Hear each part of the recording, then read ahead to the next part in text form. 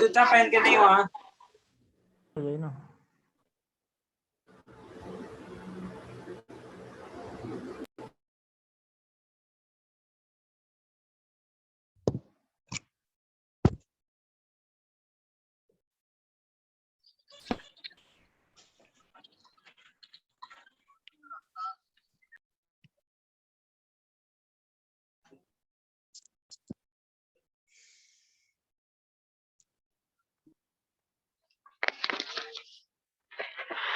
अजीत भाई नमस्कार। नमस्कार आनंद भाई। मैं ये कह रहा था, एक ऑप्शन होता है म्यूट अपॉन एंट्री, उसको ऑन करवा दीजिए तेजस से। ओके ओके ओके ओके जी। तो सेशन के टाइम पे भी किसी को म्यूट अनम्यूट नहीं कर सकते, ऐसा ऑप्शन कर दीजिए।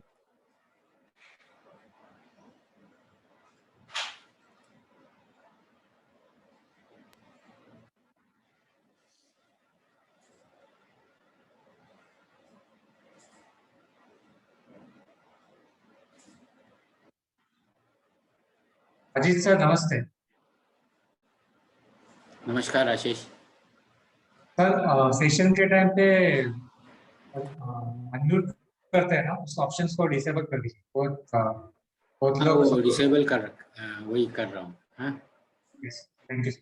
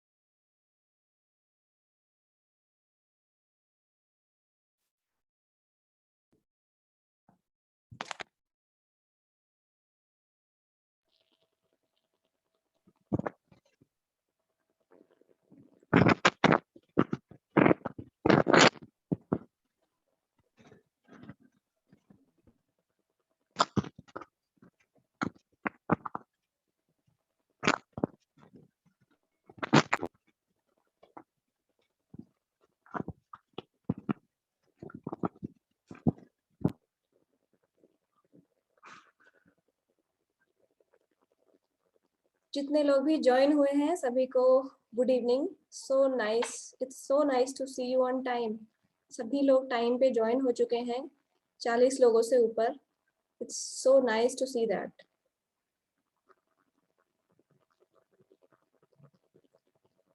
छह बजने में 1 मिनट कम है, तो हम 2-3 मिनट और वेट करते हैं, फिर स्टार्ट करेंगे। सब लोग को आ जाने देते हैं, क्योंकि बल्क में जब लोग ज्वाइन करते हैं तो थोड़ी सी प्रॉब्लम आने लगती है। सबको मौका देते हैं, सब लोग 2 से 3 मिनट में ज्वाइन हो जाए, फिर हम स्टार्ट करते हैं। Good evening Satish ji, good evening. Good evening Yashir sir, good evening Yash, good evening Atish ji, good evening Atul. Hope yesterday's session was fruitful to you. Hope आप लोग टास्क कंप्लीट कर चुके होंगे और एंजॉय भी कर रहे होंगे सीखना। Good evening Dhruv ji.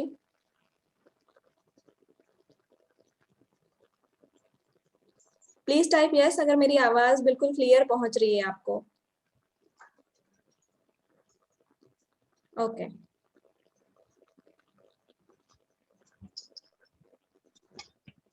Thank you Jayesh, thank you Atish ji, thank you.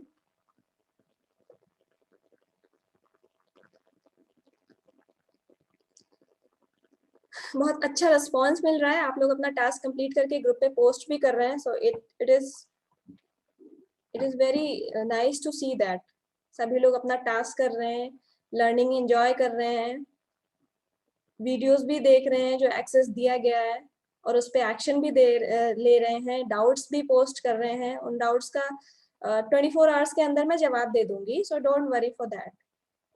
जो भी वीडियोस आपको प्री रिकॉर्डेड वीडियोस भी दिए गए थे जो एज बोनस के तौर पे मैंने बताया था कि दिए जाएंगे, जिससे आपको ज्यादा समझ में आएगा। और भी यहाँ पर 1 घंटा खत्म होने के बाद उसको आप लोग देख भी रहे हैं, तो जो भी वहाँ पर डाउट सेक्शन है, तो उस डाउट सेक्शन में 5-6 लोगों ने अपना डाउट्स पोस्ट भी किया था।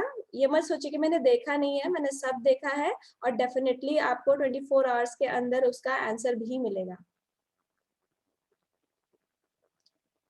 Good evening, good evening, good evening everyone.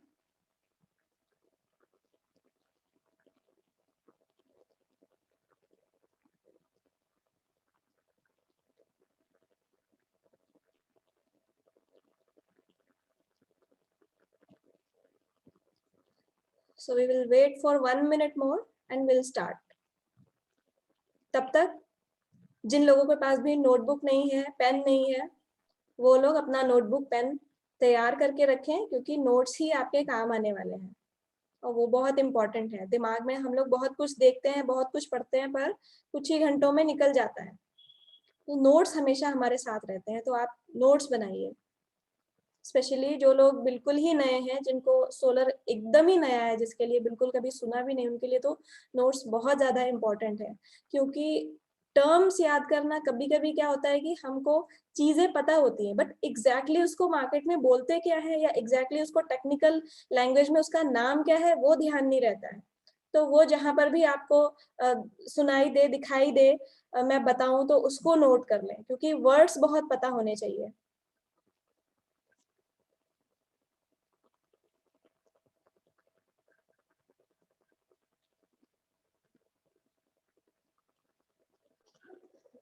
चलिए 6:02 हो चुका है, तो अभी स्टार्ट करते हैं।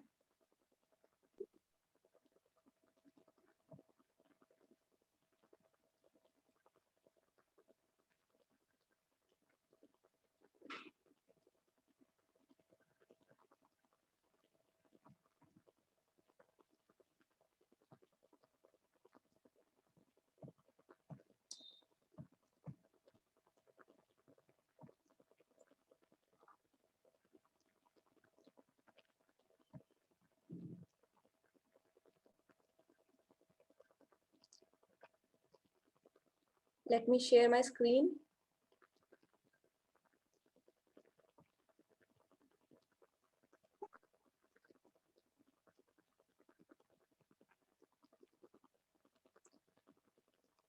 कल हम लोगों ने पहला मिथ बस्ट कर लिया कि is solar actually a profitable business. कुछ बेसिक्स के बारे में भी हमने जाना, थर्मल और पीवी में क्या डिफरेंस होता है इसके बारे में भी हमें क्लैरिटी आई। और थर्मल हीट पे काम करता है, फोटोवोल्टाइक लाइट पे काम करता है, ये चीज आपके मन में बिल्कुल आपके दिमाग में क्लियर होनी चाहिए। बाकी और चीजें हम लोगों ने काफी चीजें बेसिक इलेक्ट्रिकल टर्म्स के बारे में सीखा, जाना, तो I hope that was clear.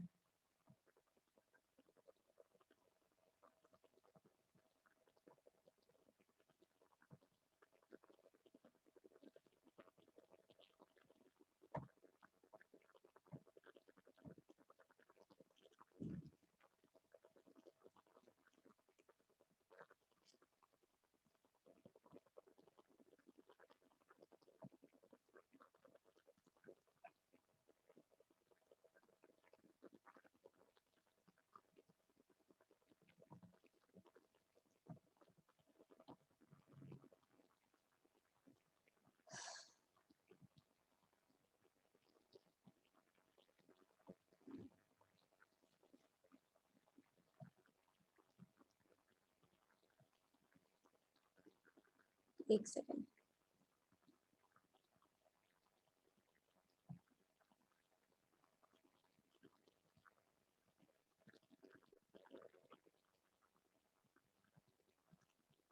Is my screen visible?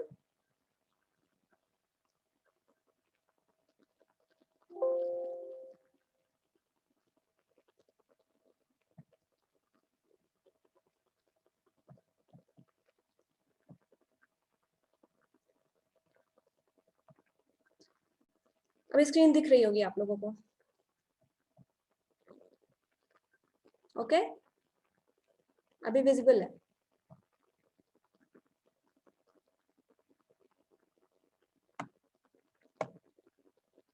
So let's start. आज का मिथ हम ब्रेक करेंगे। आज का दूसरा मिथ, आई होप आपको लोगों को याद होगा कि is solar actually a expensive business? क्या सोलर में बिजनेस करने के लिए बहुत सारा फंड चाहिए?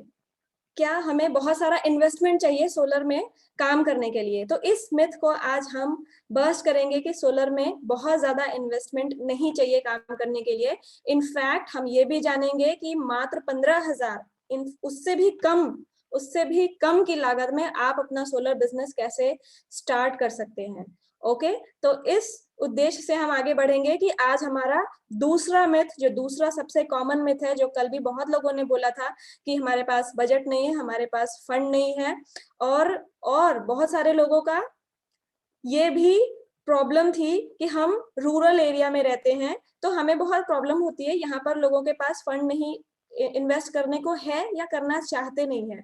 उसका भी हम सोल्यूशन ढूंढने की कोशिश करेंगे। इनफैक्ट उसके लिए बहुत अच्छे अच्छे सोल्यूशंस है, बहुत सारे अपॉर्चुनिटीज हैं सोलर की फील्ड में। अगर आप बिजनेस करना चाहें तो ये चीजें भी, ये मिथ्स भी आपकी दूर होने वाली हैं। ठीक है, बाकी मेन उद्देश्य क्या है? पहले हमको सीखना है, पहले हमको नॉलेज लेनी है, पहले हमको प्रोफेशनल बनना है, वरना हमारी बात कोई नहीं सुनेगा। ये मैं शुरुआत से कह रही हूँ। तो इसलिए थोड़ा सा सीखना समझना जरूरी है, और उसके बाद ही ये मिस ब्रेक हो सकते हैं। और उस सीखने के साथ साथ जब मिस ब्रेक होते हैं तो उसकी एक अलग बात होती है, आपकी लर्निंग में एक पॉलिशमेंट आती है, एक इन्हेंसमेंट आती है। तो सबसे पहले हम पीवी टेक्नोलॉजी के बारे में थोड़ा सा सीखेंगे, और उसके बाद साथ ही साथ हम ये मिथ्स भी ब्रेक करेंगे कि बहुत ज्यादा इन्वेस्टमेंट नहीं चाहिए आपको सोलर में बिजनेस करने के लिए। ठीक है, तो अब हम आगे बढ़ते हैं।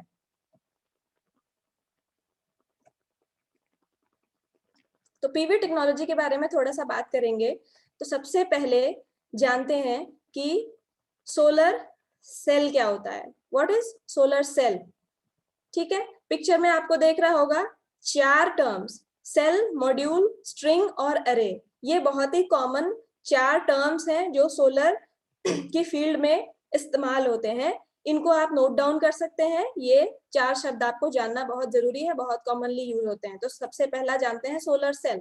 सोलर सेल क्या होता है? सोलर सेल सबसे छोटी इकाई जिसको कहते हैं, smallest unit of a solar module.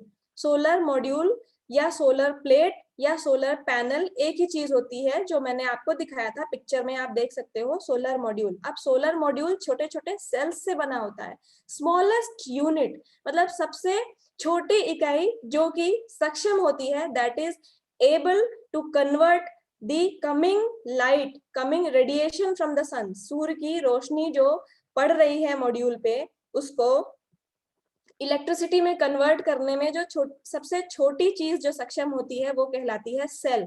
इसका मतलब क्या हुआ? छोटे छोटे सेल्स को आपस में जोड़ के सोलर मॉड्यूल बनाया जाता है, और जनरली वो सीरीज में जुड़ी होती हैं।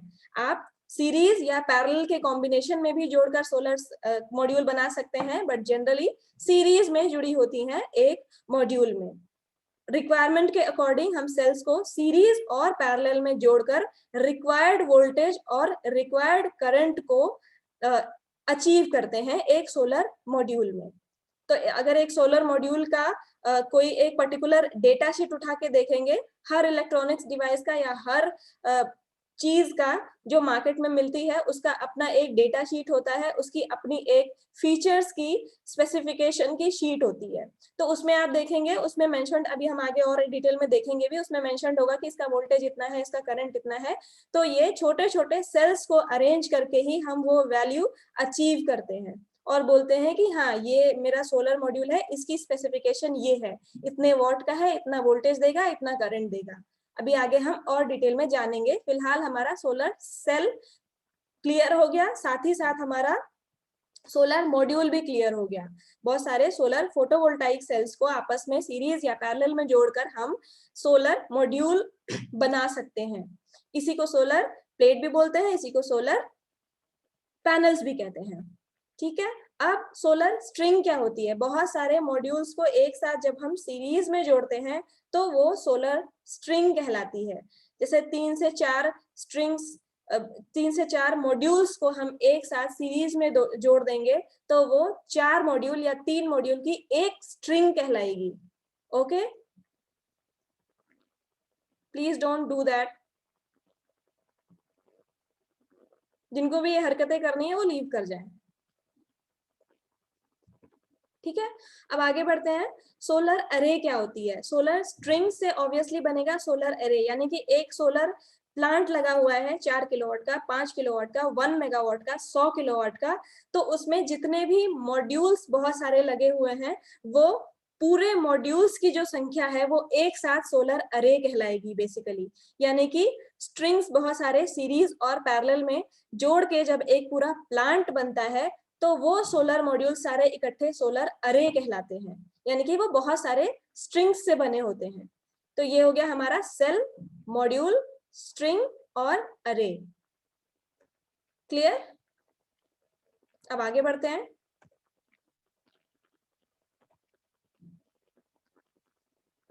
How do solar panels produce power energy?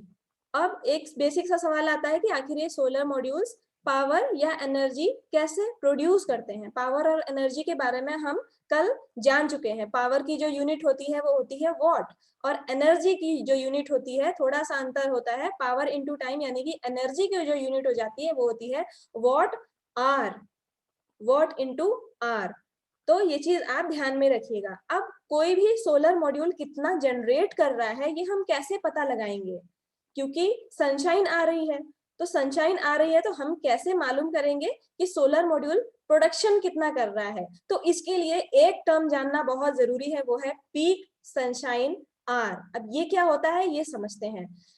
किसी भी लोकेशन का, किसी भी जगह का जो एवरेज सोलर रेडिएशन होता है वो वेरी करता है। ऑब्वियसली आप अलग अलग जगह से हैं, कोई कोलकाता से है, कोई अहमदाबाद से है, कोई गुजरात से है, कोई शायद कश्मीर से होगा, कोई नॉर्थ ईस्ट से होगा, कोई किसी स्टेट से होगा।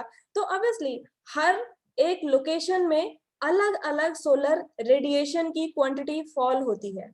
ठीक है, तो पीक सनशाइन आर क्या होता है? पीक सनशाइन आर जब हम किसी लोकेशन के रेडिएशन को मेजर करते हैं।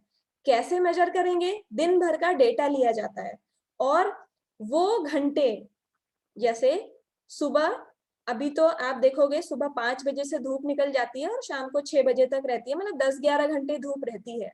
तो क्या पूरे 11 घंटे सोलर मॉड्यूल पूरा अपना परफॉर्मेंस पूरा देगा जितना उसको जनरेट करना चाहिए? नहीं। कितना जनरेट करेगा ये डिपेंड करता है पीक सनशाइन आवर्स पे। बेसिकली लेमैन लैंग्वेज में अगर बात करें तो पीक सनशाइन आवर वो दिन का घंटा होता है जिस आर में, जिस 24 डेज में जितनी देर धूप पड़ रही है, जिस आर में एवरेज सोलर रेडिएशन 1000 वॉट्स पर मीटर स्क्वायर मेजर किया जाता है। यानी कि 1 मीटर स्क्वायर का अगर आप एरिया लेंगे और उसमें 1 घंटे का रेडिएशन फॉलिंग का, जो सन से रेडिएशन आ रही है, धूप आ रही है, उसका जब आप वोल्टेज मेजर करेंगे, पूरे घंटे का एवरेज निकालेंगे, तो जिस घंटे में 1000 वॉट्स उस 1 मीटर स्क्वायर एरिया में पावर फॉल हो रही होगी, उसको पीक सनशाइन आवर बोला जाएगा। नाम से ही आप समझिए पीक सनशाइन आवर मतलब जिस समय सनशाइन पीक फॉल हो रही है, सबसे ज्यादा फॉल हो रही है, तो सबसे ज्यादा में एक हमने स्टैंडर्ड मेंटेन कर दिया कि 1000 वॉट पर मीटर स्क्वायर की एवरेज रेडिएशन फॉल होनी चाहिए, उसको बोलेंगे पीक सनशाइन आवर। ठीक है, तो जैसे हमारे लखनऊ लोकेशन में या आसपास भोपाल एरिया है, या मैंने कल भी बोला था कि India is blessed with maximum sunshine hours, मतलब ज्यादातर लोकेशन में इंडिया में आपको एवरेज में 4.5 से 5 घंटे पीक सनशाइन आवर साल के 300 दिन मिल जाएंगे। साल के 300 दिन अच्छी धूप निकलती है, कहने का मतलब ये है साल के 300 दिन एवरेज में 4.5 से 5 peak sunshine hour per day आपको मिल जाएगा। ठीक है, अब इससे हम कैसे सोलर मॉड्यूल के प्रोडक्शन को मापेंगे, कैसे उसको जानेंगे, ये चीज हम आगे सीखने वाले हैं। क्लियर? तो आगे बढ़ते हैं। जैसे एक एग्जांपल के तौर पर मैं बताया, a location gets 5 peak sunshine hour means the area gets 5 hours of solar, मतलब किसी लोकेशन का पीक सनशाइन आर, ये जो अगर आप कहोगे कि हमें पता कैसे चलेगा, नेट पे ये जानकारी आपको आराम से बहुत सारे वेबसाइट है उसमें मिल जाएगी। से आप जिस भी शहर से हो, आप डालो कि what is the peak sunshine hour of my location, तो उस लोकेशन की पीक सनशाइन आवर आपको पता चल जाएगी। तो अगर किसी लोकेशन की पीक सनशाइन आवर 5 PSH है, 5 है, तो इसका मतलब पूरे दिन में एवरेज 5 घंटे का PSH आपको मिल रहा है, यानी 1000 वॉट पर मीटर स्क्वायर 5 घंटे रेडिएशन एवरेज में पड़ती है। ये उसका सीधा सीधा मतलब हुआ। ठीक है, अब किसी भी मॉड्यूल का जनरेशन अगर देखेंगे तो कैसे कैलकुलेट करते हैं, जो भी मॉड्यूल की वोल्टेजेस होगी, मॉड्यूल्स जो होते हैं सोलर मॉड्यूल्स, वो उनकी वोल्टेज होती है कि 300 वाट का मॉड्यूल आ रहा है मार्केट में, 150 वाट का आ रहा है मार्केट में, 350 का आ रहा है, 400 का आ रहा है, तो उसकी जो मेंशन्ड पावर की कैपेसिटी होती है, जैसे 300 वाट का मॉड्यूल कहलाएगा, तो इसका मतलब अगर किसी जगह की लोकेशन की PSH 5 है, तो इसका मतलब वो सोलर मॉड्यूल कितना जनरेट करके देगा without any condition, without any considering any losses. उसके बारे में हम आगे बात करेंगे, अभी सिर्फ PSH के टर्म में हम बात कर रहे हैं। तो 5 PSH अगर है उस लोकेशन का, तो इसका मतलब वो मॉड्यूल उस जगह पे 300 into 5 1500 वाट आवर एक दिन में पर डे एनर्जी जनरेट करेगा। और आपको पता है कि इलेक्ट्रिकल यूनिट क्या होती है, किलोवाट आवर। तो 1500 को जब हम 1000 से डिवाइड करेंगे, तो इसका मतलब एक 300 वाट का मॉड्यूल 5 PSH वाले लोकेशन में अगर हम रख दें, तो विदाउट कंसिडरिंग बाकी conditions, that will generate 1.5 unit of electricity per day. Clear? अब आगे बढ़ते हैं। ये चीज मैंने पहले ही बता दी, आपको क्वेश्चन दे दी कि बाकी कोई लॉसेस कुछ भी मैंने यहाँ पर कंसिडर नहीं किया है, सिर्फ और सिर्फ PSH अभी कंसिडर किया है। तो अभी आप इतना दिमाग में रखिए कि कैसे सोलर मॉड्यूल, कैसे उसका जनरेशन हम बेसिकली कैलकुलेट करते हैं। अच्छा, अब सोलर मॉड्यूल्स जैसा कि मैंने बोला जो मार्केट में आते हैं, कोई भी चीज जो आती है उसका अपना एक डेटा शीट होता है। तो ये एक पर्टिकुलर सोलर मॉड्यूल की डेटा शीट है जिसमें उसके स्पेसिफिकेशंस लिखे हुए हैं। अब इस डेटा शीट को आप एक बार ध्यान से देखिए, इसमें बहुत सारी चीजें मेंशन्ड हैं। सबसे पहला voltage at maximum power point, ठीक है, VMPP, ब्रैकेट में लिखा है, ध्यान दीजिएगा, STC। ठीक है, उसके बाद ये वोल्ट्स में है।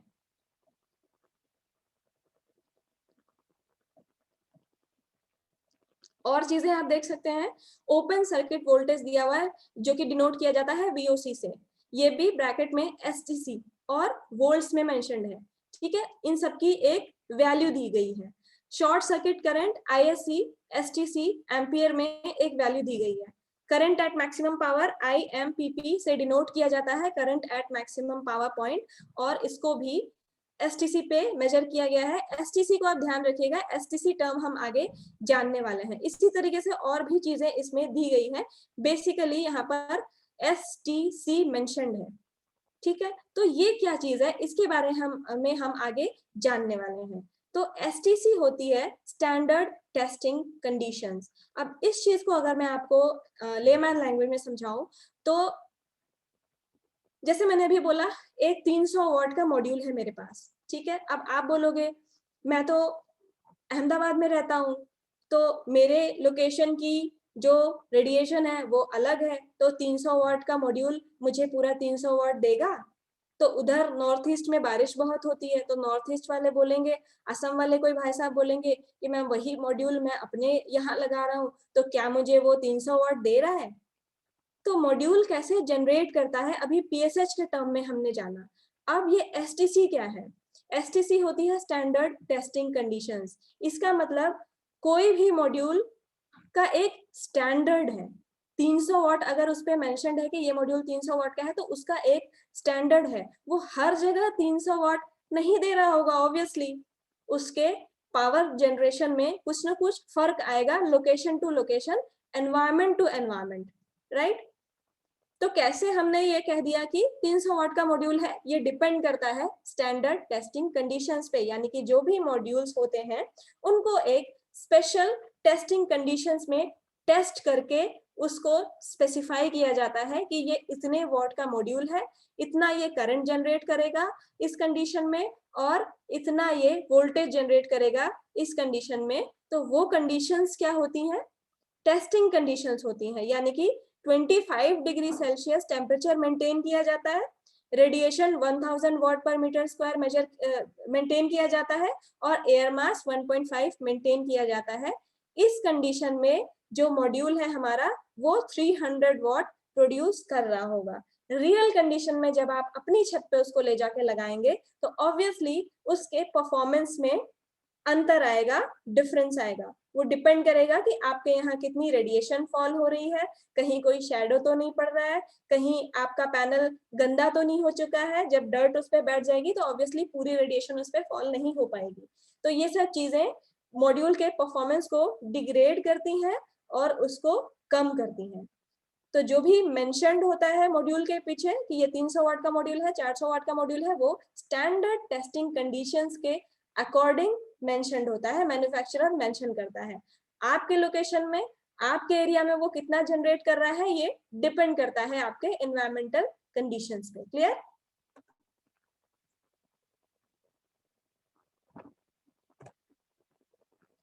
अब कुछ और टर्म्स वहां पर लिखे हुए थे, उनके बारे में जान लेते हैं जिनको हमें समझना जरूरी है, जैसे कि मैक्सिमम करंट, मैक्सिमम वोल्टेज और maximum power of a module. अब इसके लिए ओपन सर्किट वोल्टेज सबसे पहले समझ लेते हैं कि ओपन सर्किट वोल्टेज क्या होता है। मल्टीमीटर आप लोग जानते होंगे, मल्टीमीटर एक ऐसा डिवाइस है जिससे हम किसी भी इलेक्ट्रिकल डिवाइस या रनिंग वायर की करंट, वोल्टेज और रेजिस्टेंस को मेजर कर सकते हैं। तो मल्टीमीटर के थ्रू हम कोई भी चीज मेजर कर सकते हैं, वोल्टेज, करंट या रेजिस्टेंस, ठीक है। तो मल्टीमीटर के थ्रू जब हम मेजर करेंगे तो किस कंडीशन में ओपन सर्किट वोल्टेज हमको मिलेगा? ओपन सर्किट वोल्टेज तब हम मेजर कर सकते हैं जिस समय किसी भी डिवाइस में, यहाँ पर हम सोलर सेल की बात कर रहे हैं, तो सोलर सेल में जिस समय कोई लोड नहीं कनेक्टेड होगा। लोड मीन्स कोई अप्लायंस, जैसे कि कोई बल्ब है, कोई फैन है या कोई भी अदर चीज है, कोई भी अप्लायंस है, वो जिस समय सोलर सेल में कोई चीज कनेक्ट नहीं हुई होगी उस समय उसमें दो तार निकले होंगे। हर इलेक्ट्रॉनिक डिवाइस के दो पॉइंट्स होते हैं, टर्मिनल्स होते हैं, एक पॉजिटिव और नेगेटिव। तो पॉजिटिव और नेगेटिव के अलॉन्ग जब आप वोल्टेज मेजर करोगे जिस समय उसमें कोई भी कनेक्शन नहीं किया गया होगा, उस समय जो वोल्टेज वो बता रहा होगा उसको बोलेंगे ओपन सर्किट वोल्टेज, ठीक है। और इस केस में जिस समय कोई लोड कनेक्टेड नहीं होगा उस समय जब आप उसके पॉजिटिव नेगेटिव टर्मिनल्स पे मल्टीमीटर लगा के चेक करोगे, जो वोल्टेज आ रही होगी उस समय करंट 0 होगी। ओपन सर्किट वोल्टेज के दौरान करंट हमेशा 0 होती है। कुछ बेसिक टर्म्स हैं जो हमें मालूम होने चाहिए, that's why I am telling you these terms. अब इसके बाद ओम्स लॉ के अकॉर्डिंग आप जानते हैं कि वोल्टेज, या तो आपने पढ़ा होगा, नहीं पढ़ा होगा तो आप इसको नोट कर सकते हैं कि वोल्टेज जो होता है वो करंट इनटू रेजिस्टेंस के बराबर होता है। रेजिस्टेंस जो करंट की फ्लो को अपोज करती है उस प्रॉपर्टी को रेजिस्टेंस कहते हैं। जैसे हम चल रहे होते हैं तो फ्लोर के जो छोटे छोटे उसमें होल्स मौजूद होते हैं वो हमें चलने से अपोज करते हैं, उसको बोलते हैं फ्रिक्शन। तो एक तरीके से करंट के बहाव को जो चीज अपोज करती है काइंड ऑफ फ्रिक्शन आप समझ सकते हैं, उसको बोलते हैं इलेक्ट्रिकल टर्म्स में रेजिस्टेंस। तो ओम्स लॉ के according V equal to IR होता है, हम जानते हैं, ठीक है। अब शॉर्ट सर्किट करंट क्या होता है? शॉर्ट सर्किट करंट वो होता है जिस समय वोल्टेज सोलर सेल का आप 0 कर दोगे, जिस समय सोलर सेल का वोल्टेज 0 होगा, यानी कि शॉर्ट सर्किट जिस समय होगा उस समय जो सोलर सेल की वोल्टेज होगी वो 0 होगी, और जो करंट मेजर की जाएगी वो कहलाएगी शॉर्ट सर्किट करंट। यानी कि शॉर्ट सर्किट आपने सुना होगा जब वायर शॉर्ट कर जाती हैं, पॉजिटिव नेगेटिव आपस में टच कर जाते हैं, तो कॉमन ये कंडीशन है। बाकी उस समय जो वोल्टेज होगी वो 0 हो जाएगी और जो करंट आएगी वो शॉर्ट सर्किट करंट कहलाती है। तो बेसिक टर्मिनोलॉजीज है, ये जानना थोड़ा सा जरूरी था। अब ये देख लेते हैं मैक्सिमम पावर पॉइंट क्या होता है। तो मैक्सिमम हम वोल्टेज, ओपन सर्किट वोल्टेज जान चुके, शॉर्ट सर्किट करंट जान चुके, ठीक है। तो मैक्सिमम पावर पॉइंट क्या होगी वो आप देख सकते हैं इस ग्राफ में। जिस समय VOC और ISC यानी कि शॉर्ट सर्किट करंट और ओपन सर्किट वोल्टेज का जब हम ग्राफ ड्रॉ करेंगे तो उसमें जब हमें पावर मिल रही होगी, आप जानते हैं कि power is voltage into current. तो एक चीज और बता दूं कि जो ओपन सर्किट वोल्टेज होती है वो सबसे हाईएस्ट वोल्टेज होगी एक सोलर सेल की। तो और जो शॉर्ट सर्किट करंट होगी वो मैक्सिमम हमको मिलेगी जब हम उसको मेजर करेंगे शॉर्ट सर्किट करके। तो जब हम सबसे ज्यादा वोल्टेज और सबसे ज्यादा वाली करंट को मल्टीप्लाई करेंगे तो ऑब्वियसली सबसे ज्यादा पावर हमें मिलेगी, तो उसी को बोलते हैं मैक्सिमम पावर। और जिस पॉइंट पे मिलेगी, जिस कंडीशन में मिलेगी, जिस करंट और वोल्टेज की कंडीशन में मिलेगी, शॉर्ट सर्किट करंट और ओपन सर्किट वोल्टेज, उस कंडीशन को, उस पॉइंट को कहते हैं मैक्सिमम पावर पॉइंट। तो इस तरीके से VI कैरेक्टरिस्टिक्स भी हमने समझ ली। मैक्सिमम पावर पॉइंट का मतलब अगर इसको एनवायरमेंटल मतलब रियल कंडीशन से जोड़ें तो आप समझ लो कि जिस समय सबसे ज्यादा पूरे दिन में अगर मैक्सिमम पावर हमको जानना हो कि सोलर सेल किस समय मैक्सिमम पावर जनरेट कर रहा है, तो उस समय रियल कंडीशंस में अगर देखें तो एक पॉइंट ऐसा होगा, एक रेडिएशन ऐसी होगी जिस समय सबसे ज्यादा करंट और सबसे ज्यादा वोल्टेज प्रोड्यूस हो रही होगी। तो उसी कंडीशन में obviously P equal to V into I, तो उस समय सबसे ज्यादा पावर प्रोड्यूस हो रही होगी, तो उसी पावर को मैक्सिमम पावर कहा जाता है और उसको MPP से डिनोट किया जाता है बेसिकली।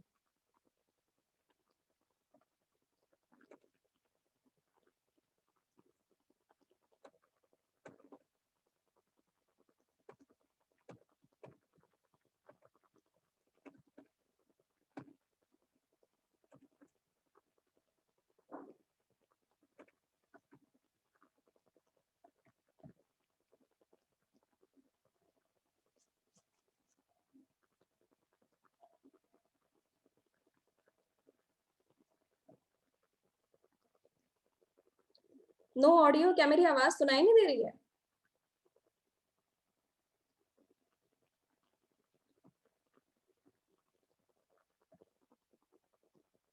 क्या आपको मेरी आवाज नहीं आ रही है?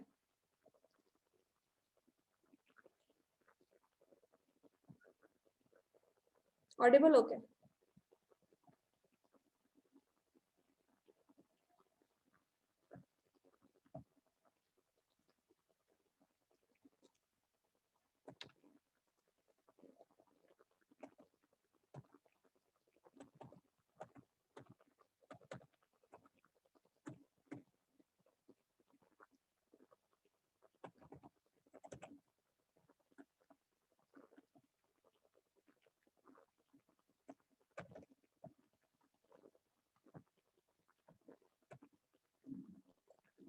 अब power characteristics of solar cell देख लेते हैं। P equal to V into I मैंने बता दिया ऑलरेडी, मैंने समझा दिया। मैक्सिमम पावर क्या होती है ये भी मैंने समझा दिया आपको, ठीक है। अब P और V अगर पावर और वोल्टेज का कर्व अगर सोलर सेल को बनाए, बहुत ही बेसिक चीजें हैं, तो ये चीजें आप समझ लेंगे, आपको आसानी होगी। ग्राफ में आपको मुझे शायद कुछ बोलने की जरूरत भी नहीं पड़ेगी, बहुत ही क्लियर है। आप देख सकते हैं अलग अलग रेडिएशन दी गई है। सोलर सन की जो रेडिएशन आती है ना वो वॉट पर मीटर स्क्वायर में आती है, हमने पहले सीख लिया। सन की जो भी रेडिएशन आती है उसमें उसको पावर के टर्म्स में जब मेजर करते हैं तो वॉट पर मीटर स्क्वायर में ही मेजर करते हैं, और रेडिएशन का मतलब ही वॉट पर मीटर स्क्वायर है। क्योंकि एनर्जी को मैंने बताया था कि एनर्जी कभी भी बनाई या डिस्ट्रॉय नहीं की जा सकती, एक फॉर्म से दूसरे फॉर्म में हम एनर्जी को कन्वर्ट कर सकते हैं। तो यहाँ पर लाइट एनर्जी को हम इलेक्ट्रिसिटी में कन्वर्ट करके अपने हिसाब से यूज कर रहे हैं। तो इसी तरीके से हमें पावर चाहिए, पावर हम यूज कर रहे हैं तो रेडिएशन से जो हमें पावर मिल रही है उसी को एक फॉर्म से दूसरे फॉर्म में चेंज करके हम यूज कर रहे हैं। तो सामने ग्राफ में आप देख सकते हैं कि 1000 वॉट पर मीटर स्क्वायर जब रेडिएशन आ रही है, जिस समय धूप का जो माप है, धूप की जो इंटेंसिटी है वो 1000 वॉट पर मीटर स्क्वायर है, उस समय पावर सबसे ज्यादा मिल रही है। जो ब्लू लाइन दिख रही है सबसे ऊपर वाली, ये 1000 वॉट पर मीटर स्क्वायर के पावर जनरेशन को डिनोट कर रही है, यानी कि इसका जो मैक्सिमम पावर पॉइंट होगा वो कहीं यहाँ होगा। जो मैक्सिमम पावर पॉइंट इसका होगा वो यहाँ पर होगा, ठीक है। तो इस समय सबसे ज्यादा वोल्टेज और सबसे ज्यादा करंट भी हमको मिल रही होगी। अब जो 800 वॉट पर मीटर स्क्वायर की कंडीशन है कि रेडिएशन थोड़ी सी मान लीजिए कम हो गई, थोड़ा सा क्लाउड आ गया, तो उस समय मैक्सिमम पावर थोड़ा सा घट गया और उसका पॉइंट थोड़ा सा नीचे आएगा, थोड़ी सी कम पावर हमको मिलने लगी। और रेडिएशन जब थोड़ा और कम हुआ, थोड़ी सी और बादल आ गए, या शाम हो गई या सुबह का समय है जिस समय 600 वॉट पर मीटर स्क्वायर की धूप हमको मिल रही है, यानी कि 1 मीटर स्क्वायर के एरिया पर एवरेज धूप 600 वॉट की पड़ रही है इन टर्म्स ऑफ पावर, तो उस समय हमारी जो पावर जनरेशन होगी वो और घट के थोड़ी कम हो जाएगी और मैक्सिमम पावर हमको यहाँ पर मिलेगी। तो इसका सार क्या हुआ, इस ग्राफ का निचोड़ क्या हुआ, कंक्लूजन क्या हुआ? रेडिएशन अगर कम होगी तो पावर हमें ऑब्वियसली कम मिलेगी। इसका मतलब कहीं ना कहीं हम रिलेट कर गए कि लाइट का पूरा रोल है पावर की जनरेशन में। लाइट कम मिलेगी, रेडिएशन कम मिलेगी, धूप कम मिलेगी, तो हमें पावर जनरेशन कम मिलेगा हमेशा। ये रोल हुआ रेडिएशन का, ठीक है। अब आगे बढ़ते हैं।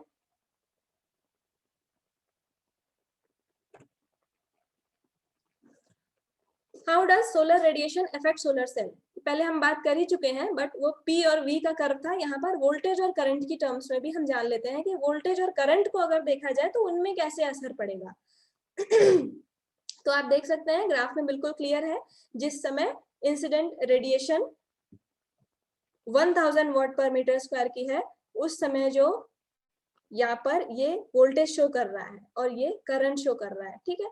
तो इस समय जिस समय 1000 वॉट पर मीटर स्क्वायर, सबसे ऊपर वाली अगर ग्राफ को देखें, कर्व को देखें, तो उस समय हमें वोल्टेज सबसे ज्यादा मिल रही है और करंट भी सबसे ज्यादा मिल रहा है।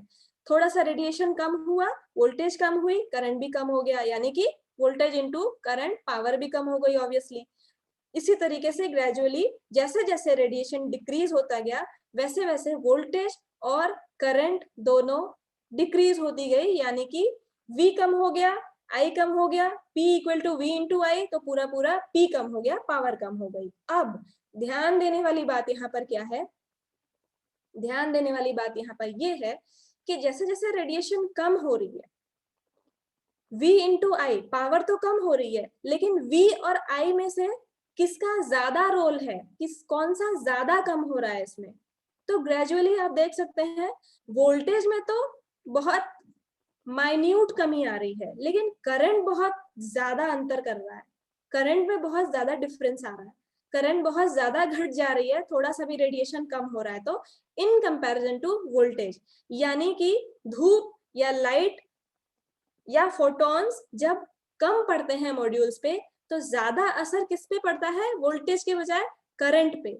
करंट बहुत ज्यादा डाउन हो जाती है, वोल्टेज तो थोड़ा कम होगा, करंट बहुत ज्यादा डाउन हो जाएगी, यानी कि जो पावर में कमी आएगी वो करंट की कम होने से आएगी, ठीक है। तो रेडिएशन का, धूप का, लाइट का ये असर पड़ता है सोलर मॉड्यूल्स पे कि वोल्टेज के कंपैरिजन में करंट तुरंत डाउन हो जाएगा, ठीक है। अब आगे बढ़ते हैं।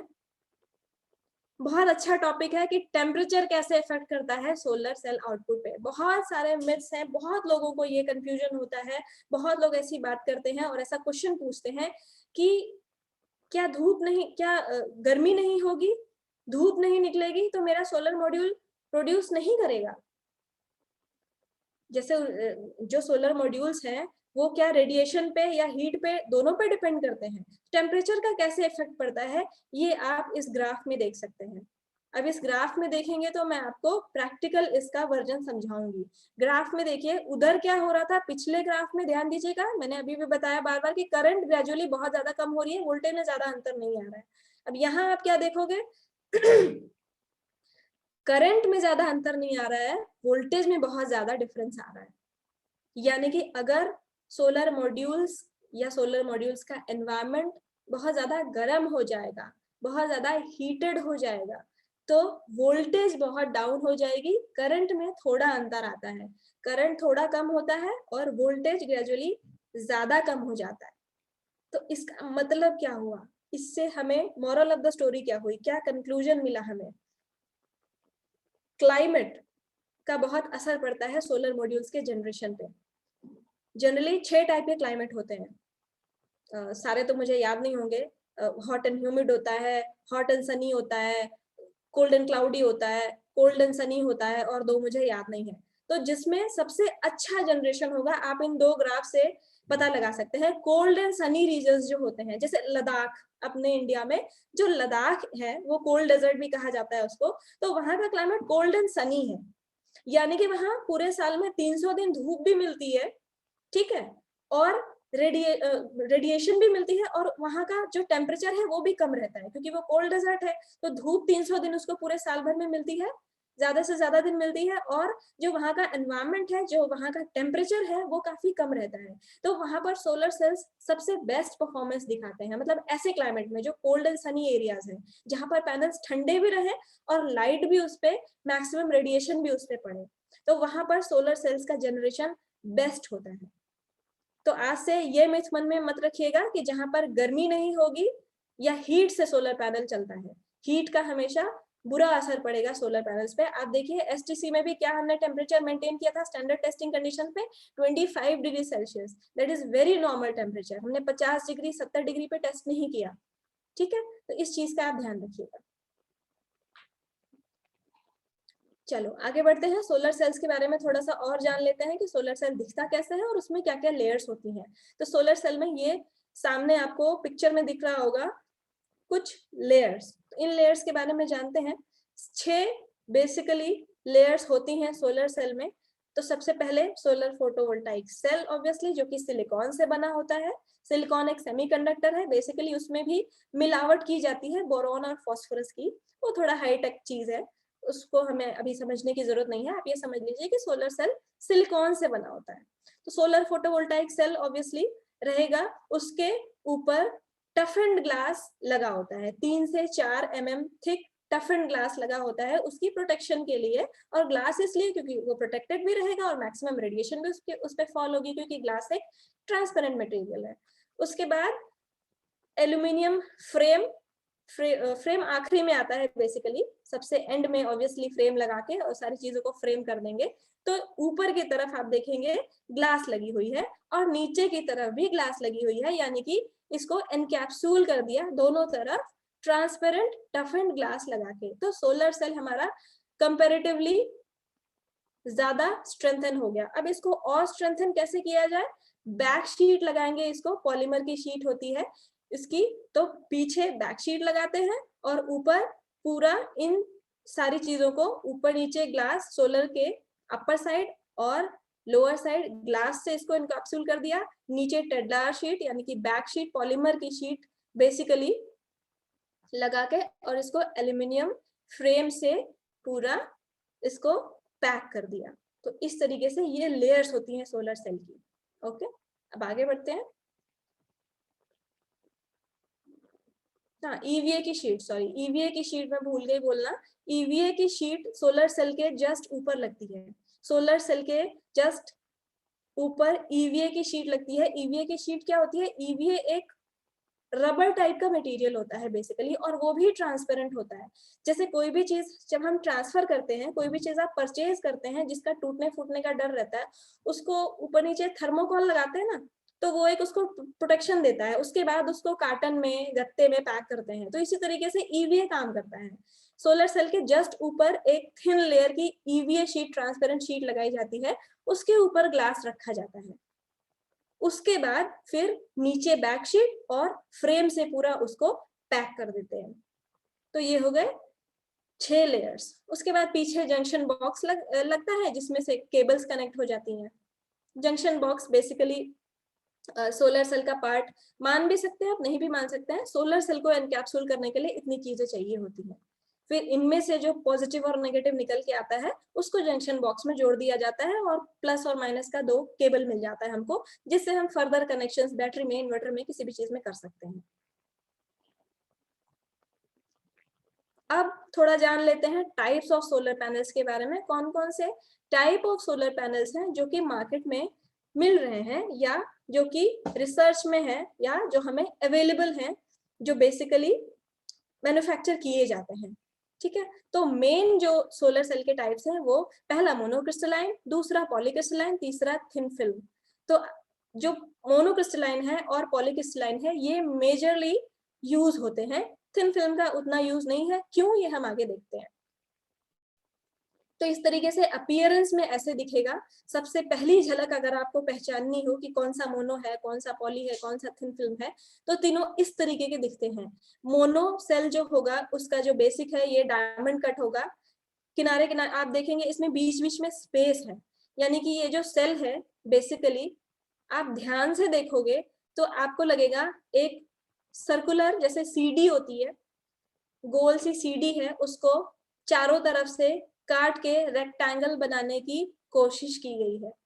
तो ऐसे सेल्स ये दिखते हैं, और ऐसे कई सेल्स को बेसिकली जब ये मैन्युफैक्चर किया जाता है तो इसका जो वेफर्स होते हैं ये सीडीज के तरह ही काटे जाते हैं। बट अगर आप ध्यान दोगे, सर्कुलर अगर यहाँ पे लगा दोगे तो बहुत ज्यादा स्पेस किलिंग होगा, इसीलिए किनारे किनारे से काट के उसको रेक्टेंगल बनाने की कोशिश की गई और उसका एक मॉड्यूल बना दिया गया। तो यहाँ पर जो ये बीच बीच में स्पेस किल हो रहा है, ये कम स्पेस किल हो रहा है। तो मोनोक्रिस्टलाइन की मैन्युफैक्चरिंग ही ऐसी होती है कि ऐसा ही शेप उसका बन के आता है और उसको किनारे किनारे से काट दिया जाता है ताकि स्पेस कम किल हो। तो मोनो दिखने में इसीलिए ऐसा लगता है, एक एक सेल आपको इजीली अलग अलग दिख जाएगा और बीच बीच में ऐसे डायमंड कट्स आपको दिख जाएंगे। ठीक है, और पॉलीक्रिस्टलाइन को आप, हाँ एक चीज और, इसका जो कलर है ना वो आपको यूनिफॉर्म दिखेगा, ब्लैकिश या डार्केस्ट ब्लू में दिखेगा, दूर से काला ही दिखता है। तो ब्लैकिश ह्यू अपीयरेंस इसका होगा। और पॉलीक्रिस्टलाइन में जब आप देखोगे तो इसमें सबसे पहली बात तो बीच में कोई गैप नहीं दिखेगा। इसमें आपको जनरली दूर से देख के नहीं लग रहा है कि सेल कैसे पहचाने, वो पास से देखोगे तो आपको पता चल जाएगा। तो इस तरीके से इसमें कोई गैप नहीं दिखेगा आपको, और जो इसका कलर होगा वो दिख जाएगा कि ब्लूइश कलर है, प्लस वो नॉन यूनिफॉर्म होगा, कहीं डार्क ब्लू दिखेगा, कहीं लाइट ब्लू दिखेगा। तो इसका मतलब ये नहीं कि वो मॉड्यूल खराब है, उसका अपीयरेंस ही ऐसा होता है कि देखने में वो यूनिफॉर्म ब्लू नहीं लगता है, बट उसकी एफिशिएंसी वैसी होगी, वर्किंग वैसी ही होगी। और थिन फिल्म सोलर सेल जो है वो कुछ ऐसा दिखता है। इसमें इसका अपीयरेंस जो है वो, इसमें भी दूर से आपको पता नहीं चलेगा कि सेल्स कौन कौन से अलग होते हैं, बट हाँ ये इन दोनों से अलग दिख जाएगा, तो पहचान में आ जाएगा, तीनों आपस में पहचान में आ जाएंगे कि ये मोनो है, ये पॉली है और ये थिन फिल्म है। ये देखने में तो एटलीस्ट ऐसे ही दिखते हैं। अब आगे बढ़ते हैं। सबसे पहले मोनोक्रिस्टलाइन सोलर पैनल्स की बात करते हैं। तो जिन 3 पैनल्स की मैंने बात की, मोनो, पॉली और थिन फिल्म, इनमें से जो सबसे ज्यादा एफिशिएंट होता है वो मोनोक्रिस्टलाइन सोलर पैनल्स होते हैं। ठीक है, अब ये जो सेल्स होते हैं ये बेसिकली सिलिकॉन से बने होते हैं, प्योरेस्ट फॉर्म ऑफ सिलिकॉन से बने होते हैं। ठीक है, और इसमें इसका जो ह्यू अपीयरेंस है वो ब्लैकिश होता है, मैंने बता ही दिया। इसकी जो एफिशिएंसी होती है वो 18 से 20% तक जाती है। और इसमें बाकी मैंने ये बता ही दिया कि बाकी के पैनल से ये मोनोक्रिस्टलाइन पैनल्स जो है वो ज्यादा एफिशिएंट है, सबसे ज्यादा जनरेट कर सकता है और ये ज्यादा वोल्टेजेस में आता है। जैसे जो पॉली सेल्स हैं या जो थिन फिल्म सेल्स हैं वो कम वोल्टेजेस में आते हैं, 300 वाट के, 320 वाट के अब तो खैर बड़े पैनल्स आने लगे हैं ज्यादा वोल्टेजेस के, बट फिर भी जब आप कंपेयर करोगे तो मोनो पैनल्स सबसे ज्यादा वोल्टेजेस के आते हैं मार्केट में। 400 वाट 500 वाट तक भी अब तो पैनल बनने लगा है। तो इस तरीके से जो पैनल्स होते हैं वो आते हैं। अब सबसे इंपॉर्टेंट बात कि एफिशिएंसी की बात करते हैं। तो एफिशिएंसी का मतलब क्या हुआ? एफिशिएंसी का मतलब हम अगर रियल कंडीशंस में, मार्केट कंडीशंस में या ऑन फील्ड अगर बात करें तो एफिशिएंसी का क्या रोल प्ले होता है सोलर मॉड्यूल्स में। हमने कह दिया कि परसेंटेज ज्यादा है, एफिशिएंसी इसकी 20% है या उसकी 18% है या किसी की 16% है। तो इसका मतलब क्या हुआ? इसका मतलब ये हुआ ऑब्वियसली कि अगर एक सेम साइज का मोनो पैनल है और एक सेम साइज का पॉली पैनल है, मोनो की एफिशिएंसी ज्यादा है, यानी कि सेम एरिया में मोनो पैनल ज्यादा जनरेट करके आपको दे रहा है, राइट? यही मतलब हुआ। सेम साइज का अगर मॉड्यूल है तो ऑब्वियसली एफिशिएंसी ज्यादा है, इसका मतलब उतने ही एरिया में मोनो आपको ज्यादा प्रोड्यूस करके देगा और पॉली आपको कम प्रोड्यूस करके देगा। तो मार्केट में एक ये भी मिथ है। अगर आप बोलोगे मुझे सोलर मॉड्यूल लगाना है तो कुछ वेंडर्स आपको बोलेंगे अरे आप मोनो लगा लो, वो आपको ज्यादा जनरेट करके देगा, उसकी एफिशिएंसी ज्यादा अच्छी होती है। अब आप उससे ये बात करोगे कि आपको 2 किलोवाट का प्लांट लगाना है, तो जब आप 2 ही किलोवाट का प्लांट लगा रहे हो तो वो जनरेट तो आपको 2 ही किलोवाट करके देगा ना। तो इसमें एफिशिएंसी का क्या रोल हुआ? इसमें एफिशिएंसी का बस ये रोल हुआ, आप बात को समझिए, आप इस चीज की बारीकी को समझिए कि जो आपकी प्लांट की कैपेसिटी है वो तो 2 ही किलोवाट लगा के दे रहा है, तो जो कैपेसिटी होती है वो किलोवाट या वाट से मापी जाती है, तो आपका जनरेशन तो उतना ही हो रहा है। इसका मतलब ये हुआ कि अगर आप मोनो पैनल लगाएंगे तो कम एरिया लेगा आपका, और पॉली पैनल लगाएंगे तो थोड़ा सा ज्यादा एरिया लेगा। तो इस चीज को अपने दिमाग में क्लियर रखिएगा ताकि आपको कोई बेसिकली इस तरीके से ना समझा पाए कि आप मोनो लगा लो, मोनो ज्यादा जनरेट करके देगा। जब कैपेसिटी आप चूज कर रहे हो 2 किलोवाट की, तो चाहे आप मोनो लगाओ, चाहे पॉली लगाओ, चाहे थिन फिल्म लगाओ, जनरेशन तो आपको 2 ही किलोवाट का मिलना है। बस एरिया में डिफरेंस आएगा कि कितने एरिया में या कितने मॉड्यूल्स में डिफरेंस आएगा, कि कम मॉड्यूल में आपको ज्यादा जनरेशन मिल रहा है मोनो के केस में और पॉली के केस में ज्यादा मॉड्यूल लग रहे हैं। तो इस चीज को आप आई होप समझ गए होंगे। इसीलिए मोनो पैनल्स ज्यादा वोल्टेजेस में आते हैं, क्योंकि मैन्युफैक्चरिंग की साइज तो आप एक लिमिट से ज्यादा बढ़ा नहीं सकते, वरना बहुत बड़े पैनल्स बनाओगे, अगर मैन्युफैक्चरर बनाने लगेंगे तो ट्रांसपोर्ट कैसे करेंगे? ट्रांसपोर्ट भी तो करना है उसको, दूर दूर जाते हैं मॉड्यूल्स। बहुत बड़े पैनल्स अगर बना दोगे, 1000 वाट का एक ही पैनल बना दोगे, तो आप ट्रांसपोर्ट कैसे करोगे? इसीलिए एक लिमिट है कि आप अभी तक 400, 450, 500 तक मैक्सिमम मॉड्यूल्स अब बनने लगे हैं, वरना 300, 335 तक ही आया करते थे। तो उसकी भी एक लिमिट है कि आप इतने साइज से ज्यादा नहीं बना सकते। तो इस चीज को आप ध्यान रखिए। और इसीलिए जो मोनो पैनल्स हैं वो ज्यादा वोल्टेजेस के आते हैं, क्योंकि साइज तो आप लिमिट कर सकते हो, बट उतने ही एरिया में मोनो ज्यादा आपको प्रोडक्शन देगा। इसीलिए क्योंकि उसकी एफिशिएंसी ज्यादा है, कम एरिया में ज्यादा जनरेशन दे रहा है वो। क्लियर?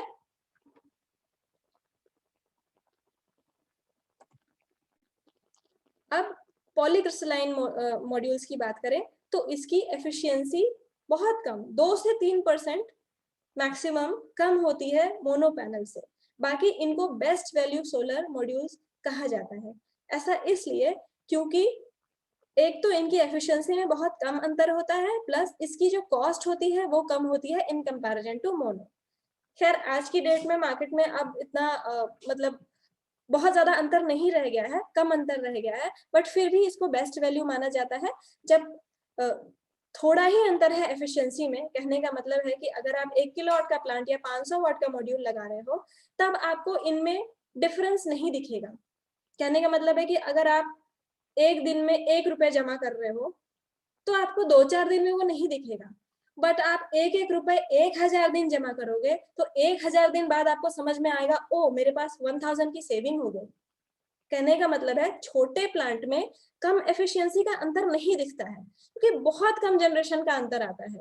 बट वही अगर आप 2% एफिशिएंसी मेगावाट लेवल पे बात करो कि एक मॉड्यूल में 2% की एफिशिएंसी का अंतर आ गया और मैंने 10 मेगावाट का प्लांट लगा दिया या 100 किलोवाट का भी प्लांट लगा दिया, जो कि बड़ी क्वांटिटी होती है, तो उसमें अंतर आपको पता चलेगा।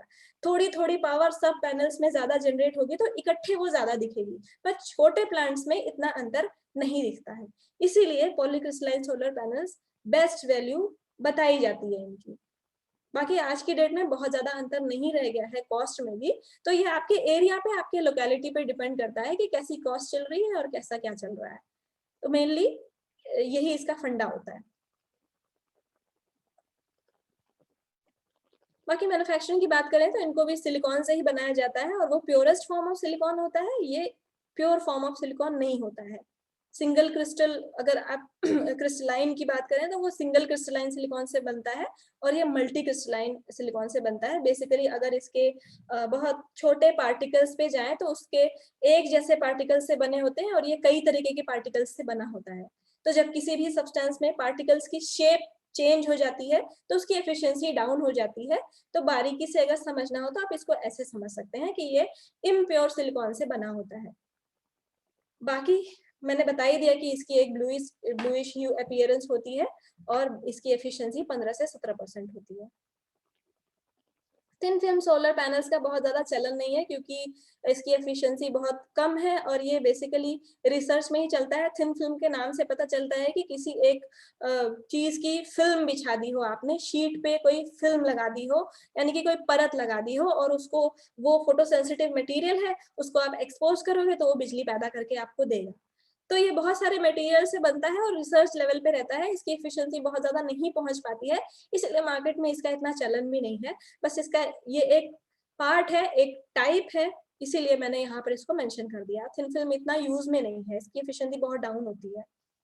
बहुत सारे मटेरियल से बनता है, CIGS है, CDT है, गैलियम आर्सेनाइड है, एमोर्फस सिलिकॉन है, इन सब चीजों से बनता है ये। बाकी ऑर्गेनिक सेल्स पे भी रिसर्च चलती रहती है, बहुत सारे टाइप के सेल्स अब तो आ गए हैं। एक डेडिकेटेड वीडियो भी आपको इसके संदर्भ में मिलेगा, उसको आप देखेंगे तो और भी ब्रॉड जो एरिया है सोलर सेल्स, जो बेस्ट सोलर सेल्स आजकल आने लगे हैं, बाइफेशियल है और भी एक दो और भी बहुत इंपॉर्टेंट सेल के टाइप्स है जो बिल्कुल चलन में है, उनका जो ये है वो उसमें आपको मिल जाएगा। अभी टाइम लिमिटेड है तो यहाँ पर आप बेसिक नॉलेज ले चुके हैं, अब वहां आप जाएंगे तो आपको पूरी चीज समझ में आ जाएगी। तो बेसिक आपका फंडा क्लियर हो चुका है, तो अभी हम टाइम को वेस्ट नहीं करते हैं और दूसरे टॉपिक पे स्विच करते हैं। थिन फिल्म बेसिकली फ्लेक्सिबल हो जाता है क्योंकि बहुत पतली शीट पे इसको बिछा के लगा दिया जाता है, तो कुछ चीजों में ये यूजफुल हो जाता है। जैसे सैटेलाइट्स वगैरह में पहले थिन फिल्म यूज होती थी, बहुत पतली शीट पे कोई भी फोटो सेंसिटिव मटेरियल लगा दिया और पूरे सैटेलाइट पे उसको बिछा दिया, तो जहां से भी सनलाइट आ रही है, ऊपर तो कोई और सोर्स है नहीं सन के अलावा जनरेशन करने के लिए इलेक्ट्रिसिटी, तो बेसिकली ये सैटेलाइट्स में पहले यूज हुआ करता था।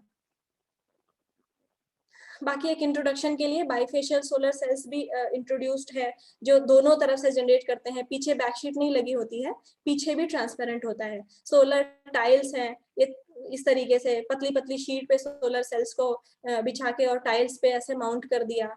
तो कई तरीके की रिसर्च में चीजें चलती रहती हैं। ट्रांसपेरेंट सेल्स भी रिसर्च में है, जैसे कि मैंने बोला ऑर्गेनिक सेल्स भी रिसर्च में है। कुछ सालों बाद ये सब 25 साल 30 साल की वारंटी के बाद ये सोलर सेल्स बर्बाद हो जाएंगे, तो इसको डिस्पोज कैसे किया जाएगा वो भी तो एक इशू है। तो इसीलिए ऑर्गेनिक सेल्स पे भी रिसर्च चलती रहती है। उसकी एफिशिएंसी बहुत ज्यादा नहीं आ पाई है, तो मार्केट में भी इतना चलन में नहीं है। होप्स हो कि आ जाए तो हमारा एनवायरमेंट और भी सुरक्षित हो जाएगा हमारे इलेक्ट्रिसिटी इतना यूज करने के एडवर्स इफेक्ट से। अब बात आती है which solar system should you install, आपको किस टाइप का सोलर पावर प्लांट इंस्टॉल करना चाहिए। यानी कि हम यहाँ पर क्या सीखने वाले हैं, कौन कौन से types of solar power plant होते हैं मेनली, जिसके बारे में आपको जरूर पता होना चाहिए। ठीक है, पहला टाइप ऑन ग्रिड प्लांट। अब बहुत ही इंपॉर्टेंट फेज है, जो लोग भी इसको नहीं इस बारे में जानते हैं वो लोग ध्यान से सुने और नोट कर लें। दूसरा टाइप है ऑफ ग्रिड प्लांट। 3 टाइप के मेन प्लांट होते हैं। तीसरा टाइप है hybrid solar power plants. On grid system के बारे में अगर बात करें तो सामने सबसे पहले आप पिक्चर में देख लीजिए, पिक्चर को एक बार ध्यान से देखिए और देखिए कि क्या क्या चीजें इसमें कनेक्टेड है। सोलर मॉड्यूल्स, इन्वर्टर, मीटर, इसके बाद होम यानी कि जो भी अप्लायंसेस आपको, जो भी लोड आपको रन करना है वो चीजें कनेक्टेड है। सिंपल। सोलर मॉड्यूल से इलेक्ट्रिसिटी प्रोड्यूस हो रही है। इन्वर्टर क्यों लगा है? क्योंकि हमारे घरों में जो अप्लायंसेस यूज होते हैं, जो हमारे घरों में बल्ब है, टीवी है, फैन है, जो भी अप्लायंसेस हम चलाते हैं वो रन होते हैं एसी से, अल्टरनेटिंग करंट से। बाकी जो हमारा सोलर मॉड्यूल प्रोड्यूस करता है वो डायरेक्ट करंट डीसी प्रोड्यूस करता है। तो डीसी को एसी में कन्वर्ट करने के लिए बीच में आया इन्वर्टर। एसी जो मेन से यूटिलिटी ग्रिड से हमको बिजली मिलती है वो भी ऑब्वियसली एसी मिलती है, तभी तो उससे हमारे अप्लायंसेस रन होते हैं। तो ऑन ग्रिड में आप देख सकते हो ग्रिड से भी कनेक्टेड है और होम अप्लायंसेस से भी कनेक्टेड है। इसका मतलब क्या हुआ? यहाँ पर सोलर प्लांट्स, सोलर मॉड्यूल्स जो हैं वो बिजली प्रोड्यूस करेंगे। आपने अपने छत पे एक पर्टिकुलर कैपेसिटी का 3 किलोवाट का, 4 किलोवाट का, 5 किलोवाट का सोलर पावर प्लांट लगा लिया। अब वो बिजली जनरेट करके दे रहे हैं आपके घर में यूज करने के लिए। तो आपके अप्लायंसेस को जितनी जरूरत है वो यूज करेगा। अगर एक्स्ट्रा इलेक्ट्रिसिटी बच जाती है जो आपके काम की नहीं है तो वो क्या करेगा? उसको ग्रिड में वापस भेज देगा और वो उसको स्टोर करके रखेगा। सपोज आपको 5 यूनिट ऑफ इलेक्ट्रिसिटी आपके अप्लायंसेस को जरूरत है आज के दिन, मान लो आपके घर में 5 यूनिट ऑफ इलेक्ट्रिसिटी का यूजेज है और ये सोलर मॉड्यूल आपको इस तरीके से आपने लगाया, 2 किलोवाट का मान लीजिए लगाया, तो आज के दिन, आज के रेडिएशन के हिसाब से ये आपको 8 यूनिट प्रोड्यूस करके दे रहा है सपोज। तो 3 यूनिट तो आपके काम का नहीं है, 5 यूनिट तो आपने यूज कर लिया, 3 यूनिट तो एक्स्ट्रा है, तो वो इस ग्रिड में वापस चली जाएगी और अगले दिन ये एडजस्ट हो जाएगी। जैसे अगले दिन मान लीजिए कि आपके सोलर मॉड्यूल ने फिर से 8 यूनिट प्रोड्यूस किया, बट आपने जो आपका जो यूसेज है वो 11 यूनिट का था, तो पहले से आपका 3 यूनिट सेव है और 8 यूनिट प्रोड्यूस करके दे ही रहा है। तो जो डिफरेंस ऑफ यूनिट आपने यूज किया लेन देन करके वो 0 ही यूज किया ना, क्योंकि कल से आपने सेव किया हुआ था और बाकी जितनी आपको जरूरत है सोलर ने 2 दिन में एडजस्ट कर ली। तो इससे फायदा क्या होता है? इससे फायदा ये होता है कि at the end of the month जो आपका बिजली का बिल आएगा ना, वो डिफरेंस ऑफ यूनिट्स का ही आएगा, क्योंकि बहुत सारा अमाउंट अपने डिजाइनिंग और अपने कैपेसिटी के हिसाब से मैक्सिमम इलेक्ट्रिसिटी आप अपने सोलर मॉड्यूल से जनरेट ही कर ले रहे हैं और यूज कर ले रहे हैं। ग्रिड से आपने बहुत कम यूनिट यूज किया। ऑप्शन होता है जब भी आपको जरूरत है एक्स्ट्रा इलेक्ट्रिसिटी की तो जुड़ा हुआ होता है ग्रिड से, आप एक्स्ट्रा इलेक्ट्रिसिटी इसमें से ले सकते हैं। जितना भी एक्स्ट्रा यूनिट आप इस्तेमाल करेंगे ना उतने का ही बिल आपको देना होता है। तो ये फायदा होता है ऑन ग्रिड प्लांट का। ये फायदा होता है कि आपके इलेक्ट्रिसिटी बिल में बहुत कमी आ जाती है। ठीक है, अब ये तो बात हो गई। प्रैक्टिकल एक्सपीरियंस में क्या होगा? दिन में रेडिएशन आ रही है, सोलर प्रोड्यूस कर रहा है, आपका अप्लायंस भी रन हो रहा है, जो यूज नहीं हो रहा है वो ग्रिड में सेव हो जा रहा है। रात में सोलर रेडिएशन नहीं है, आपने ग्रिड से यूज कर लिया ऑब्वियसली। तो जो डिफरेंस ऑफ यूनिट होगा वो ये जो मीटर है, ये बाई डायरेक्शनल मीटर होता है। मीटर चेंज होके दूसरा मीटर लगता है। आपके घर में जो मीटर लगता है वो एक ही डायरेक्शन को काउंट करता है, क्योंकि उसके पास सोलर जैसी कोई चीज तो है नहीं, उसको तो बस ये देखना है कि ग्रिड से कितनी आपने इलेक्ट्रिसिटी ली, तो वो उसका मेजर करता है और वही रीडिंग दिखाता है, और जो बिजली विभाग होता है वो नोट करता है और उसी रीडिंग का बिल आपको बना के देता है।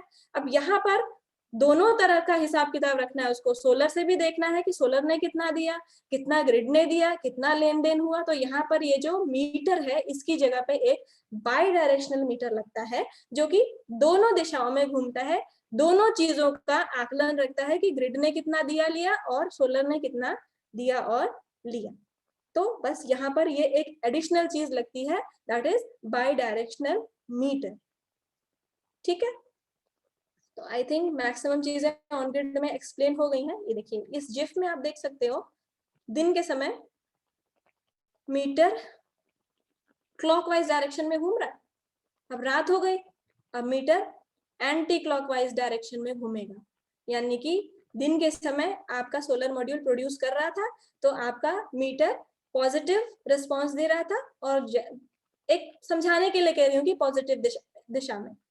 और रात में जिस समय सूरज नहीं है, ग्रिड से ले रहे हो, तो वही मीटर जो है वो ऑपोजिट डायरेक्शन में घूमने लगता है। ठीक है, तो at the end of the day जो भी रीडिंग आती है महीने के एंड में, उसी का जो डिफरेंस ऑफ यूनिट है वही आपका मीटर शो करेगा, उतनी ही यूनिट आपके बिजली विभाग में नोट होगी और उतने का ही बिल सिर्फ आपको देना होगा, आपके यूजेस के ऊपर है। तो इसका फायदा भी है, किसी दिन आप घर बंद करके कहीं गए हुए हैं तो सोलर प्रोड्यूस करके अपना ग्रिड में फीड कर रहा है, किसी दिन आपने एक्स्ट्रा यूज कर लिया तो वो उस दिन एडजस्ट हो जाएगी। तो इस तरीके से इलेक्ट्रिसिटी बिल में इसका फायदा होता है। आई थिंक मैक्सिमम चीजें एक्सप्लेन्ड है, कोई चीज रह गई हो तो मैं देख लेती हूँ।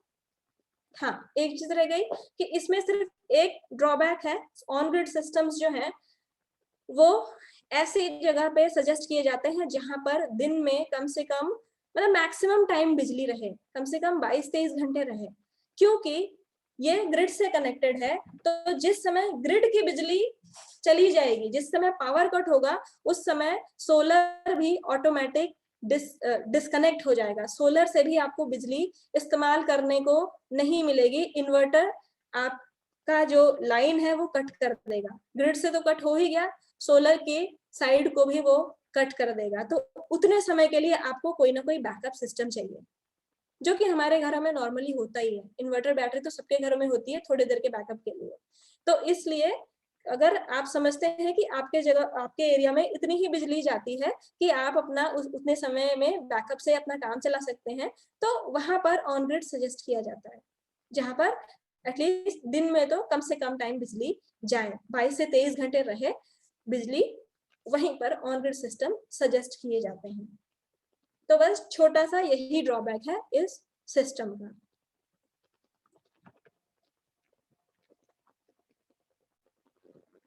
नेट मीटरिंग सिस्टम जो बाई डायरेक्शनल मीटर लगता है वही सारी चीजें कंट्रोल करता है, उसी को नेट मीटर भी बोलते हैं, बाई डायरेक्शनल मीटर भी बोलते हैं। और इसका ये एडवांटेज है कि इसमें कोई बैटरी का इस्तेमाल नहीं है, जो भी बैकअप है वो आपका ग्रिड ही है, बाकी थोड़ा मोड़ा जो बैकअप है वो अगर आप प्लान करते हैं तो बहुत ही कम कॉस्ट आएगी ऑब्वियसली उसकी इन कंपैरिजन टू पूरा खर्चा।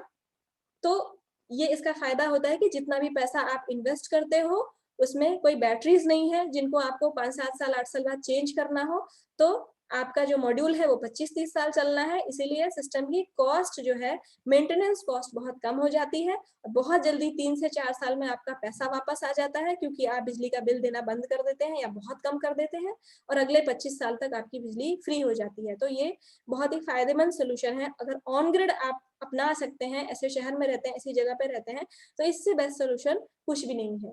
और थोड़ा डिसएडवांटेज जो मैंने बोला वही, जब पावर कट होगा तो उस समय आपका सिस्टम काम नहीं करेगा।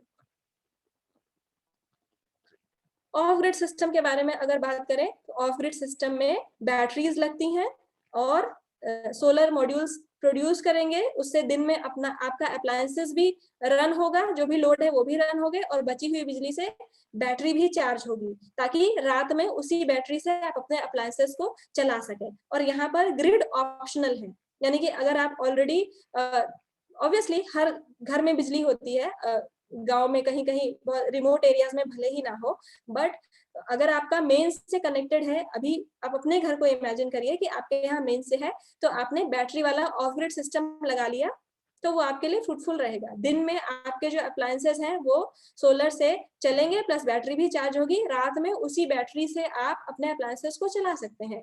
इन केस अगर आपका पावर थोड़ा सा ज्यादा यूजेज हो गया और आपके पास मेन्स अवेलेबल है, तो आप इस बैटरी को अगर सोलर से उतना चार्ज नहीं हो पाया तो थोड़ा बहुत आप मेन से भी चार्ज कर सकते हैं। तो मेन से कनेक्टेड रखिए या ना रखिए, आपकी अपनी चॉइस है। बाकी इस सिस्टम में यही होता है कि नेट मीटरिंग सिस्टम नहीं होता है। ऑन ग्रिड से ये अलग कैसे हुआ, इसमें कोई नेट मीटरिंग सिस्टम नहीं होता है, इसमें बैकअप की जगह पे आप बैटरी का इस्तेमाल करते हैं। दिन में सोलर से आपका लोड चलेगा, रात में चार्ज हुई बैटरी से चलेगा। और इन केस अगर आपको और ज्यादा इलेक्ट्रिसिटी की जरूरत है, जो कि बैटरी खाली हो गई आपकी, तो आप एडिशनली मेंस की हेल्प लेके भी उस बैटरी को चार्ज कर सकते हैं।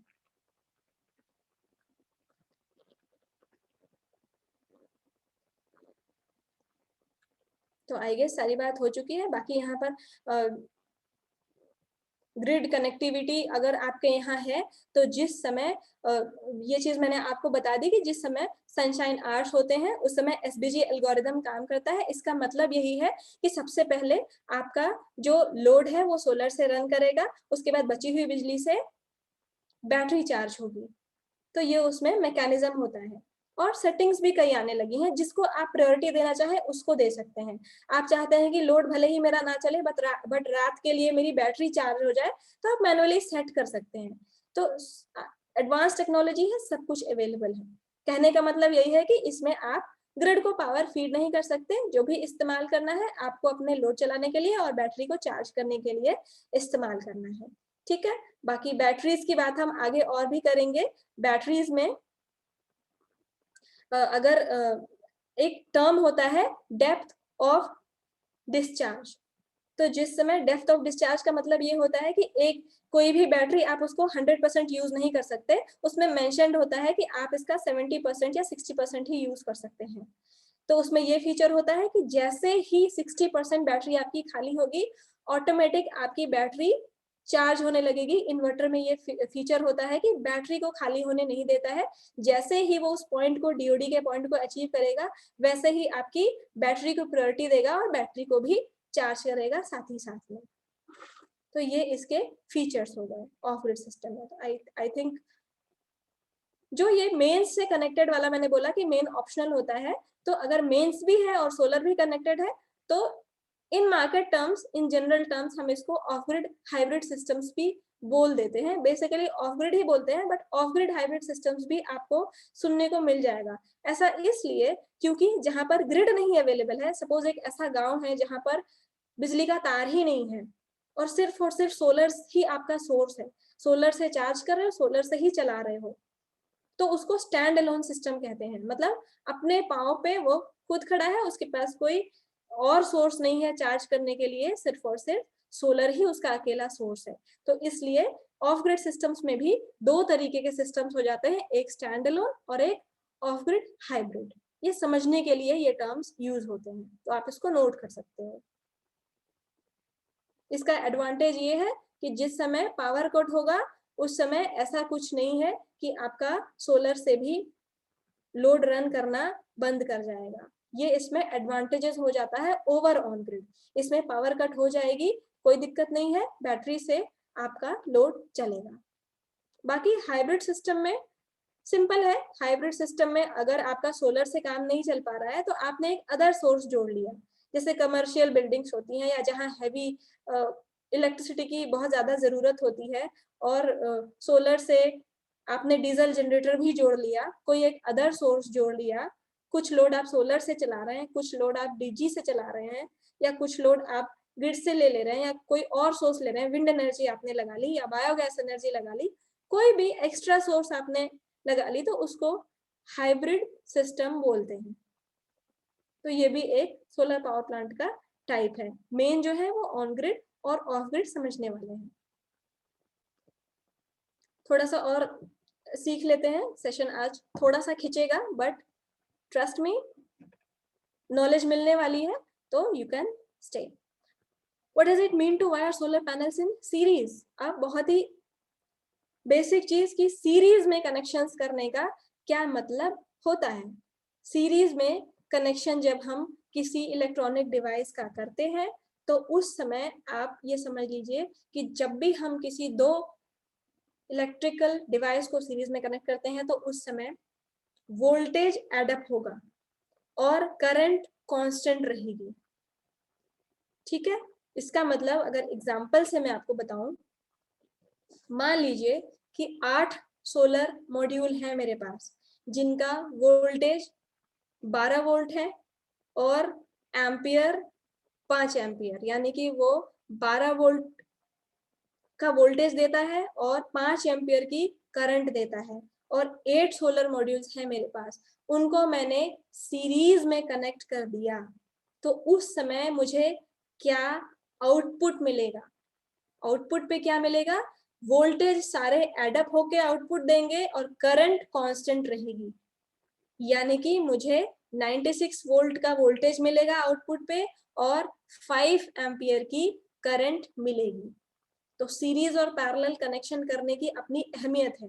जब भी हम कनेक्शंस करते हैं तो लोड के अकॉर्डिंग करते हैं, और लोड को जब हम कैलकुलेट करते हैं उस समय हमें ये ध्यान रखना होता है कि कितनी वोल्टेज और कितनी करंट की जरूरत है।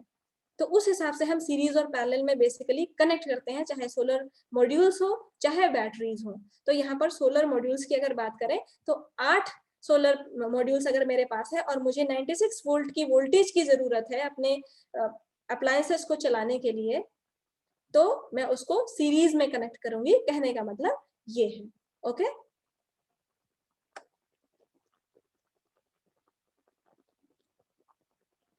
अब पैरेलल में कनेक्ट करने का क्या मतलब हुआ? पैरेलल में कनेक्ट करने का ये मतलब हुआ कि उल्टा, जब आप कनेक्ट करोगे तो पैरेलल में जब मॉड्यूल्स को कनेक्ट करोगे तो इसका मतलब एम्पियर बढ़ेगी और वोल्टेज सेम रहेगी, वोल्टेज कांस्टेंट रहेगी।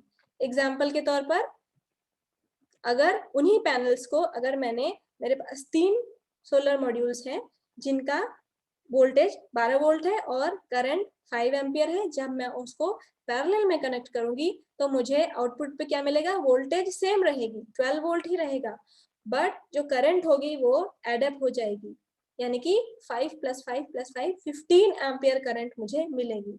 तो कहने का मतलब है अकॉर्डिंग टू रिक्वायरमेंट हम अपना कनेक्शंस चेंज कर सकते हैं सीरीज या पैरेलल में, अकॉर्डिंग टू रिक्वायरमेंट। आगे हम जब डिजाइनिंग करेंगे सोलर मॉड्यूल्स की तो इसकी क्या इंपॉर्टेंस है वो ज्यादा हमें समझ में आएगी। ठीक है, तो फिलहाल बेसिक हम जान चुके हैं। कौन सी वायरिंग बेटर वर्क करती है? तो ये अगर बुकिश नॉलेज में बात करें, थ्योरेटिकल लैंग्वेज में बात करें, तो पैरेलल जो कनेक्शंस होते हैं वो बेटर काम करते हैं। ऐसा क्यों? देखो, आपके घर में जो भी अप्लायंसेस लगे होते हैं, बल्ब है, टीवी है, फैन है, जो भी चीजें हैं वो बेसिकली कनेक्टेड है आपस में, राइट? तो वो हमेशा पैरेलल में कनेक्टेड होती हैं। इसका कारण, इसी का ये रिजल्ट होता है कि कोई एक बल्ब खराब हो गई तो बाकी चीजों पे असर नहीं पड़ता है, बाकी चीजें अपने रन कर रही होती हैं। बट झालर का एग्जांपल देखो आप, झालर जो है वो सीरीज में कनेक्टेड होता है, तो एक बल्ब उड़ गया तो पूरी झालर चली जाती है। तो इसीलिए थ्योरेटिकली अगर बात करें तो बेटर तो पैरेलल कनेक्शन है, क्योंकि उसमें एक चीज फूक गई, एक चीज जल गई तो दूसरे अप्लायंसेस रन करेंगे। बट प्रैक्टिकली जब हम प्रैक्टिस करते हैं इस चीज को तो obviously it will depend on our requirement कि कितनी वोल्टेज की जरूरत है आपको उस समय और कितनी करंट की जरूरत है। वोल्टेज बहुत ज्यादा हाई कर देंगे, करंट बहुत ज्यादा लो कर देंगे तो आपका सिस्टम वर्क नहीं करेगा। वाइस वर्सा, अगर एक को ज्यादा कर देंगे दूसरे को बहुत, दोनों में बहुत ज्यादा डिफरेंस आएगा तो सिस्टम रन नहीं करेगा। बहुत सारी चीजों पर डिपेंड करता है ये। ठीक है, तो थ्योरेटिकली तो कहा जाता है कि पैरेलल कनेक्शन बेटर है, बट जब हम प्रैक्टिकल उसका देखते हैं, प्रैक्टिकल व्यू देखते हैं, तो हमें according to need, according to requirement काम करना होता है। थोड़ा सा और समझ लेते हैं। आप यहाँ पर देख सकते हो कि यहाँ पर 12 वोल्ट और 5 एम्पियर का, आप फिगर में भी समझ सकते हो। यहाँ पर दोनों, अच्छा हाँ जब सीरीज में कनेक्ट करते हैं तो वायर प्रैक्टिकली कैसे करेंगे? जो 2 वायर्स होते हैं, 2 टर्मिनल्स होते हैं हर इलेक्ट्रॉनिक डिवाइस के, पॉजिटिव और नेगेटिव। तो जब सीरीज में जोड़ना होता है तो एक का प्लस माइनस, दूसरे का प्लस माइनस हमारे पास है। 2 मॉड्यूल्स हैं, एक के पास प्लस माइनस है, दूसरे के पास भी प्लस माइनस है। तो पॉजिटिव और नेगेटिव को जब हम आपस में जोड़ते हैं तो वो सीरीज कनेक्शन हो जाती है। जब हम पॉजिटिव, एक का पॉजिटिव दूसरे के नेगेटिव से जोड़ेंगे तो वोल्टेज बढ़ेगी, करंट सेम रहेगा और सीरीज कनेक्शन कहलाएगा। और एक का पॉजिटिव दूसरे के पॉजिटिव से या एक का नेगेटिव दूसरे के नेगेटिव से सेम टर्मिनल्स को बेसिकली अगर जोड़ेंगे तो वो पैरेलल कनेक्शन कहलाएगी और उस केस में करंट बढ़ेगी, वोल्टेज सेम रहेगी। ठीक है, तो यहाँ पर आप देख भी सकते हो एग्जांपल के तौर पे, यहाँ पे सीरीज में कनेक्टेड है, एक दूसरे के minus plus minus plus minus plus connected है, तो हमें रिजल्ट में 96 वोल्ट और 5 एम्पियर मिला। और यहाँ पे एक दूसरे के प्लस प्लस प्लस कनेक्टेड है, माइनस माइनस माइनस कनेक्टेड है, पॉजिटिव नेगेटिव सेपरेटली आपस में कनेक्टेड है, तो यहाँ पर हमें रिजल्ट में वोल्टेज सेम रहा और करंट बढ़ के मिली। Clear? Series and parallel connection, basic चीजें बहुत सारी आप सीख गए। ठीक है, अब कुछ क्वेश्चंस भी सॉल्व कर लेते हैं। चलो फटाफट, नोटबुक और आपके पास पेन होगा ही, फटाफट एक क्वेश्चन सॉल्व कर लीजिए।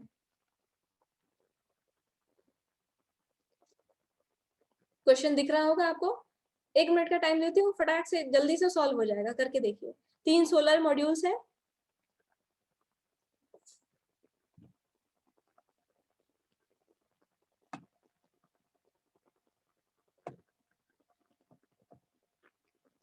सीरीज में कनेक्टेड है, राइट। एक का वोल्टेज 30 वोल्ट है और करंट 5 एम्पियर है। तो टोटल आउटपुट पूरे स्ट्रिंग की क्या आएगी, अगर 3 पैनल्स को आपस में पैरेलल सीरीज में जोड़ेंगे जिसका वोल्टेज 30 वोल्ट है और करंट 5 एम्पियर है, तो क्या मिलेगा आपको?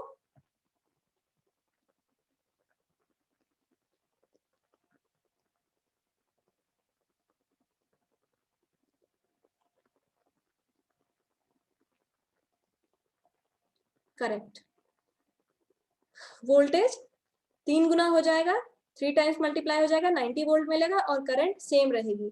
पावर क्या मिलेगी हमको? Power is voltage into current. तो 90 इंटू 5 इज 450 वॉट्स, यानी कि 0.45 किलोवाट हमें इस मॉड्यूल से पावर के आउटपुट मिलेगी। इतना पावर हमको मिलेगा, ठीक है। अब इन्हीं 3 मॉड्यूल्स को अगर हम पैरेलल में कनेक्ट कर देंगे, ठीक है, पैरेलल में अगर कनेक्ट कर देंगे तब हमें क्या मिलेगा?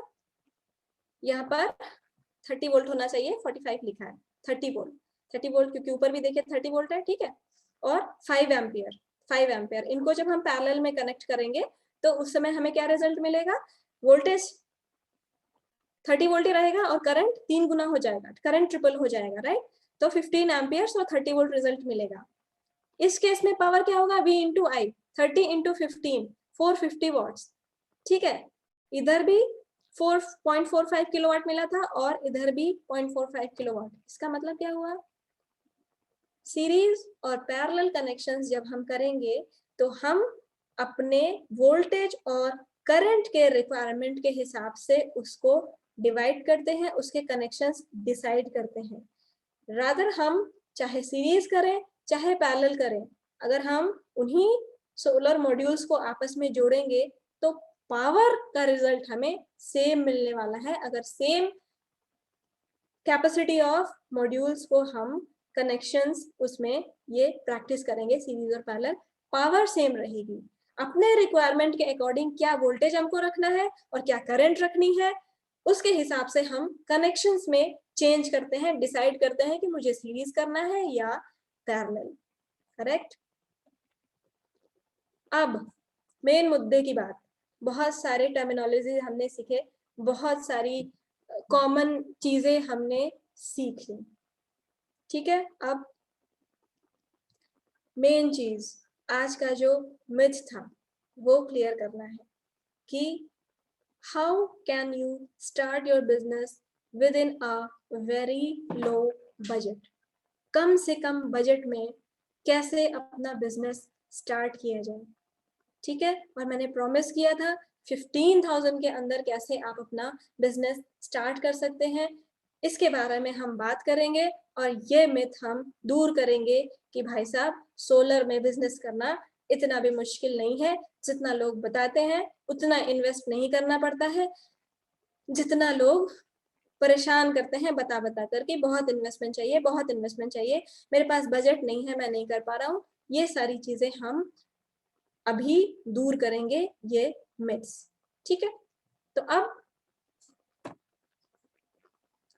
सोलर में आप कैसे अपने चीजों को प्लान कर सकते हैं। सोलर में आप बहुत छोटी चीजों से स्टार्ट कर सकते हैं। आपको स्टार्ट करना जरूरी है, जरूरी नहीं है कि आप बहुत ज्यादा बजट से चलें।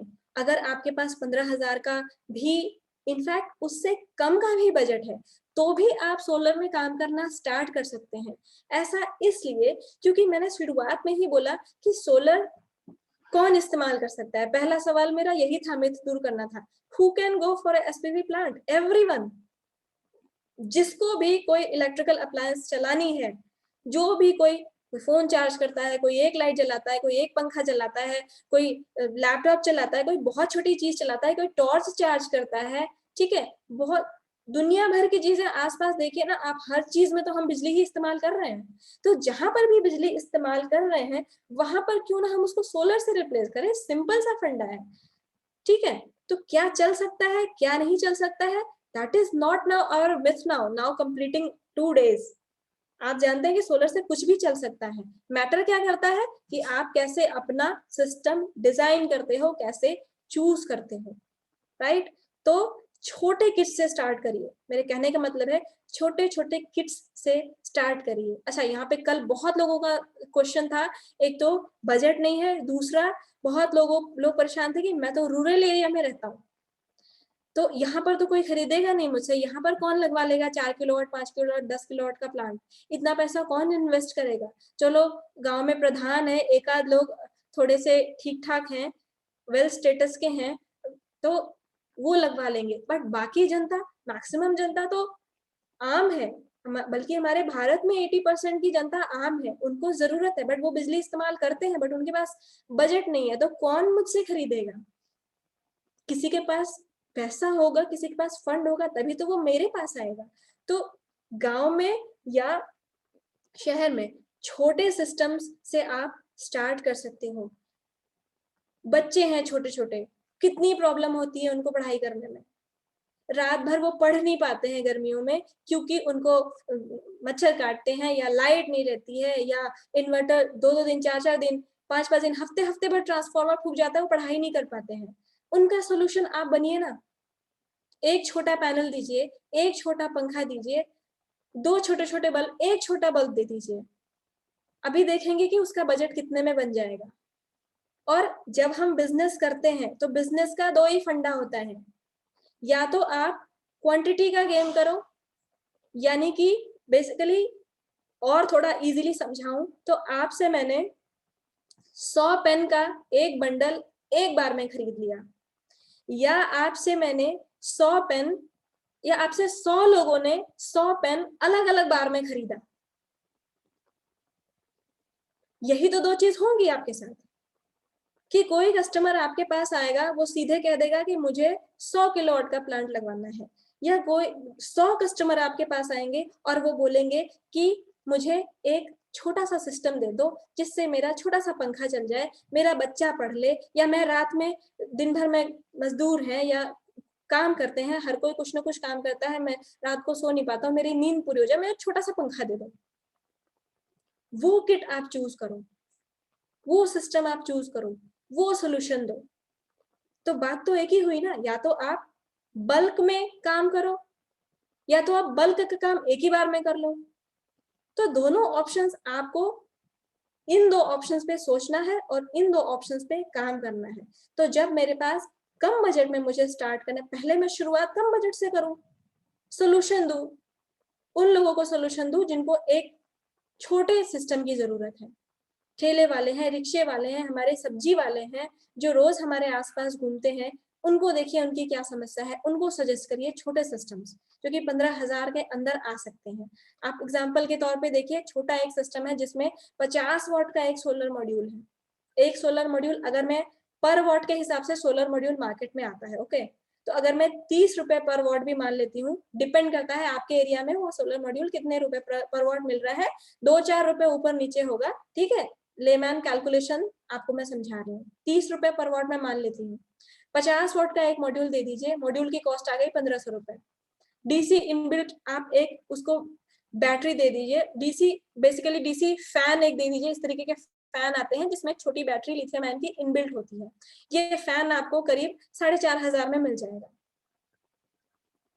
ठीक है, ये 2 चीजें बस उठा के दे दीजिए, आपका 6,000 रुपए का किट हो गया। अब देखिए, इसी में आप सोलर, इस मॉड्यूल के साथ 50 वाट की मॉड्यूल के साथ, अगर इसका वर्किंग आवर कम है, बेसिकली 2 घंटे 3 घंटे रात में किसी बच्चे को पढ़ाई करनी है या थोड़ी देर के लिए इस्तेमाल करना है, तो आप छोटा सा इसके साथ छोटा सा एक बल्ब दे दीजिए, उसकी रात आराम से कट जाएगी, उसकी पढ़ाई हो जाएगी, उसकी नींद पूरी हो जाएगी। उस बेसिकली प्रॉब्लम का सोल्यूशन देना है। कोई भी चीज मार्केट में क्यों बिकती है? जब आप प्रॉब्लम का सोल्यूशन देते हो। मैंने पेन क्यों खरीदा? मुझे लिखना था, मेरी प्रॉब्लम थी कि मैं किसी और चीज से नहीं लिख पा रही थी, वो मेरा सोल्यूशन है। हर चीज जो हम परचेज करते हैं वो हमारी किसी न किसी प्रॉब्लम का सोल्यूशन होता है। तो क्या ये करोड़ों लोगों के प्रॉब्लम का सोल्यूशन नहीं है इंडिया में? तो क्या वो करोड़ों लोगों में से कुछ लोग जो आपके आसपास हैं उनको आप सोल्यूशन नहीं दे सकते? तो आप इससे स्टार्ट करिए, छोटी चीजों से स्टार्ट करिए, अप्रोच करिए।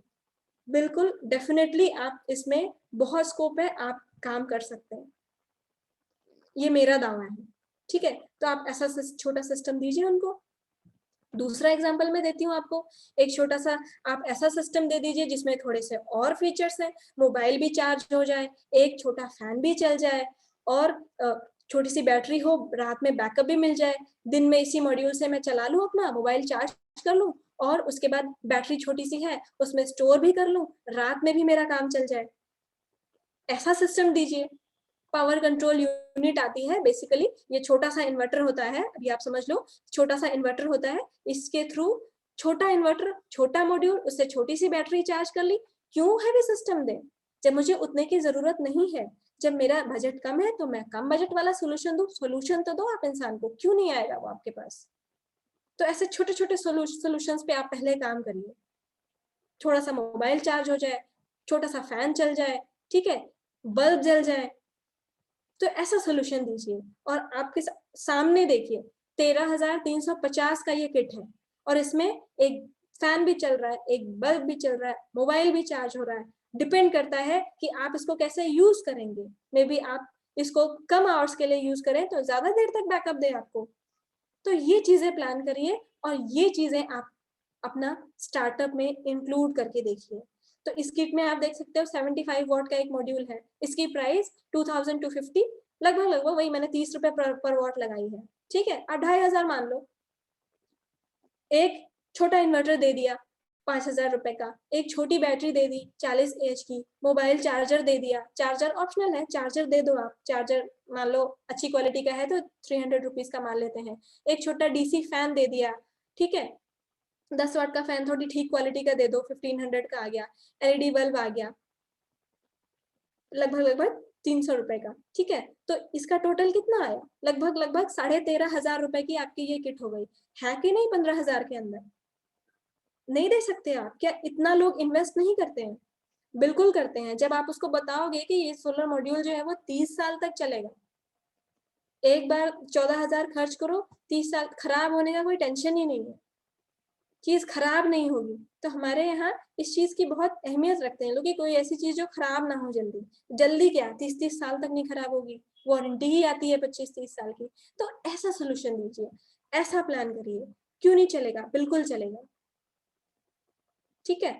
नेक्स्ट एक एग्जांपल देती हूँ, एक और एग्जांपल है, ये देखिए छोटा सा ये किट है, इसमें आपको 2 बल्ब है, एक छोटी सी बैटरी है, सोलर मॉड्यूल है, ठीक है, एक फैन दे दिया, बस जो बहुत बेसिक नीड है। और जब आप काम करना शुरू करोगे ना, तो आप लोगों के हिसाब से अपना किट डिजाइन करोगे कि मुझे ये दे दो, ये दे दो, ये दे दो। आपके पास सारी चीजें रखी हैं, तो आप उसका अपने से एक किट बना के और उनको उनकी प्रॉब्लम का सोल्यूशन दो। प्रॉब्लम का सोल्यूशन ही तो चाहिए। तो आप ऐसे स्टार्ट कर सकते हो with in, and trust me, आप काम शुरू करके देखिए। और अगर आप, मैंने पहले ही बोला था कि टीचिंग प्रोसेस में बिलीव करिए, और जितना मैं कहूंगी अगर आप वाकई में उसको फॉलो करेंगे तो कोई आपको रोक नहीं सकता है। आपका सोलर बिजनेस स्टार्ट करने से या ग्रो करने से कोई आपको रोक नहीं सकता है, क्योंकि आप, बार बार मैं ये कह रही हूँ, आप प्रॉब्लम का सोल्यूशन दे रहे हैं उसको, ठीक है। तो ये फंडा है। और भी कई सारी चीजें हैं, जैसे किसी ने कहा कि नहीं मेरे पास 15,000 भी नहीं है, मुझे सिर्फ रात में एक छोटी सी चीज दे दो जिससे मेरा बच्चा पढ़ सके, या जिससे मैं ड्यूटी करता हूँ, वॉचमैन हूँ, मुझे रात भर में बस एक दे दो जो थोड़ा सा उजाला दे दे मुझे, बस मैं बैठ जाऊं उसमें, रात भर थोड़ा उजाला दे दे मुझे, या एक छोटा फैन दे दो बस कि मैं रात भर मुंह पे बस चला लूं और सो जाऊं। वाकई में ये नीड है और ये प्रॉब्लम है, इसका सोल्यूशन दीजिए ना। और कम बजट में दीजिए, 450 में आपको ये लैंप मिल रही है, ये रात भर आपको कम से कम 6 घंटे बैकअप देगी। ये आपको 250 का छोटा सा, इससे भी कम बजट में आपको इस तरीके की किट्स अवेलेबल है, बहुत सारी किट्स अवेलेबल हैं, ठीक है। तो आप छोटे सॉल्यूशंस दीजिए। जब आप छोटे सॉल्यूशंस देंगे और प्रॉब्लम्स दूर करेंगे लोगों की, तो आपके पास बल्क में ऑर्डर आएंगे, और उसमें आपको फिर जो प्रॉफिट मिलेगा उससे आपको लगेगा कि हाँ, solar doesn't need not much fund. Come fund में हम बहुत सारे ऑप्शंस हैं जिसके साथ आगे बढ़ सकते हैं। इसके बारे में हम आगे भी बात करते रहेंगे। बाकी एक मेरा क्वेश्चन है, फटाक से 2 मिनट में सॉल्व कर सकते हैं आप, इसके बाद बस 2 मिनट में वी विल लीव। तो आज जो भी हमने सीखा इसमें से ये क्वेश्चन है आपके पास, अगर 12 वोल्ट की बैटरी है 150 एच की, तो आप कितने बैटरीज कनेक्ट करेंगे ताकि आउटपुट पे 24 वोल्ट और 600 एच मिलेगा?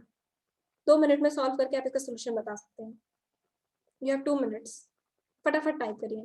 150 एच की बैटरी है, 12 वोल्ट का वोल्टेज है, 24 वोल्ट आउटपुट पे और 600 एच चाहिए, तो कितनी बैटरीज आप कनेक्ट करेंगे?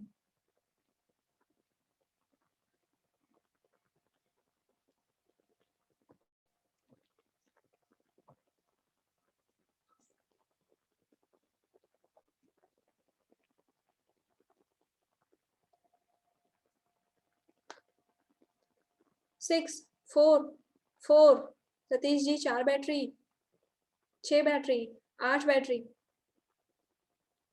4 बैटरी, 8, 4 बैटरीज, और आंसर्स 12 बैटरीज, 12, 6, 4, 2, 6, 8, 4,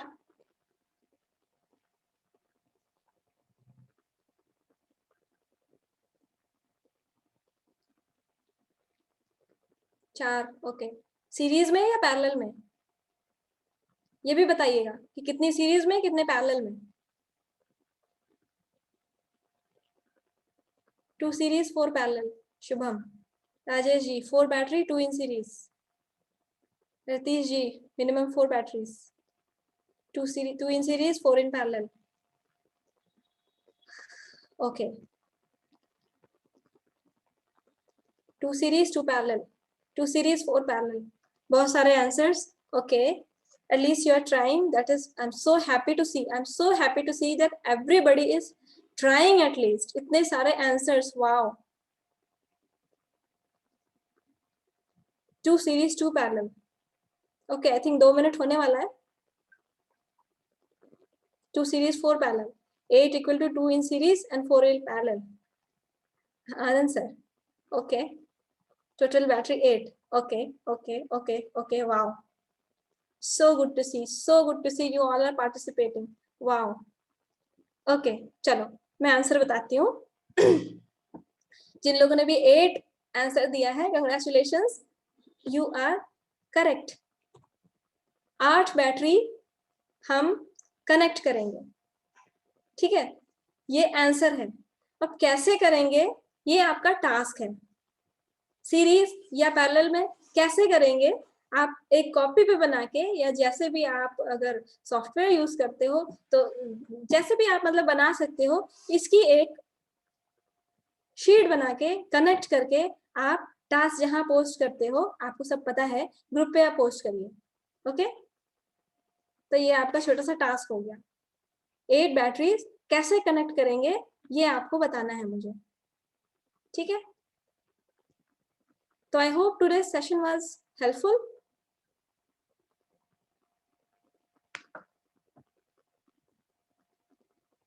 आई होप बहुत कुछ सीखने को मिला होगा.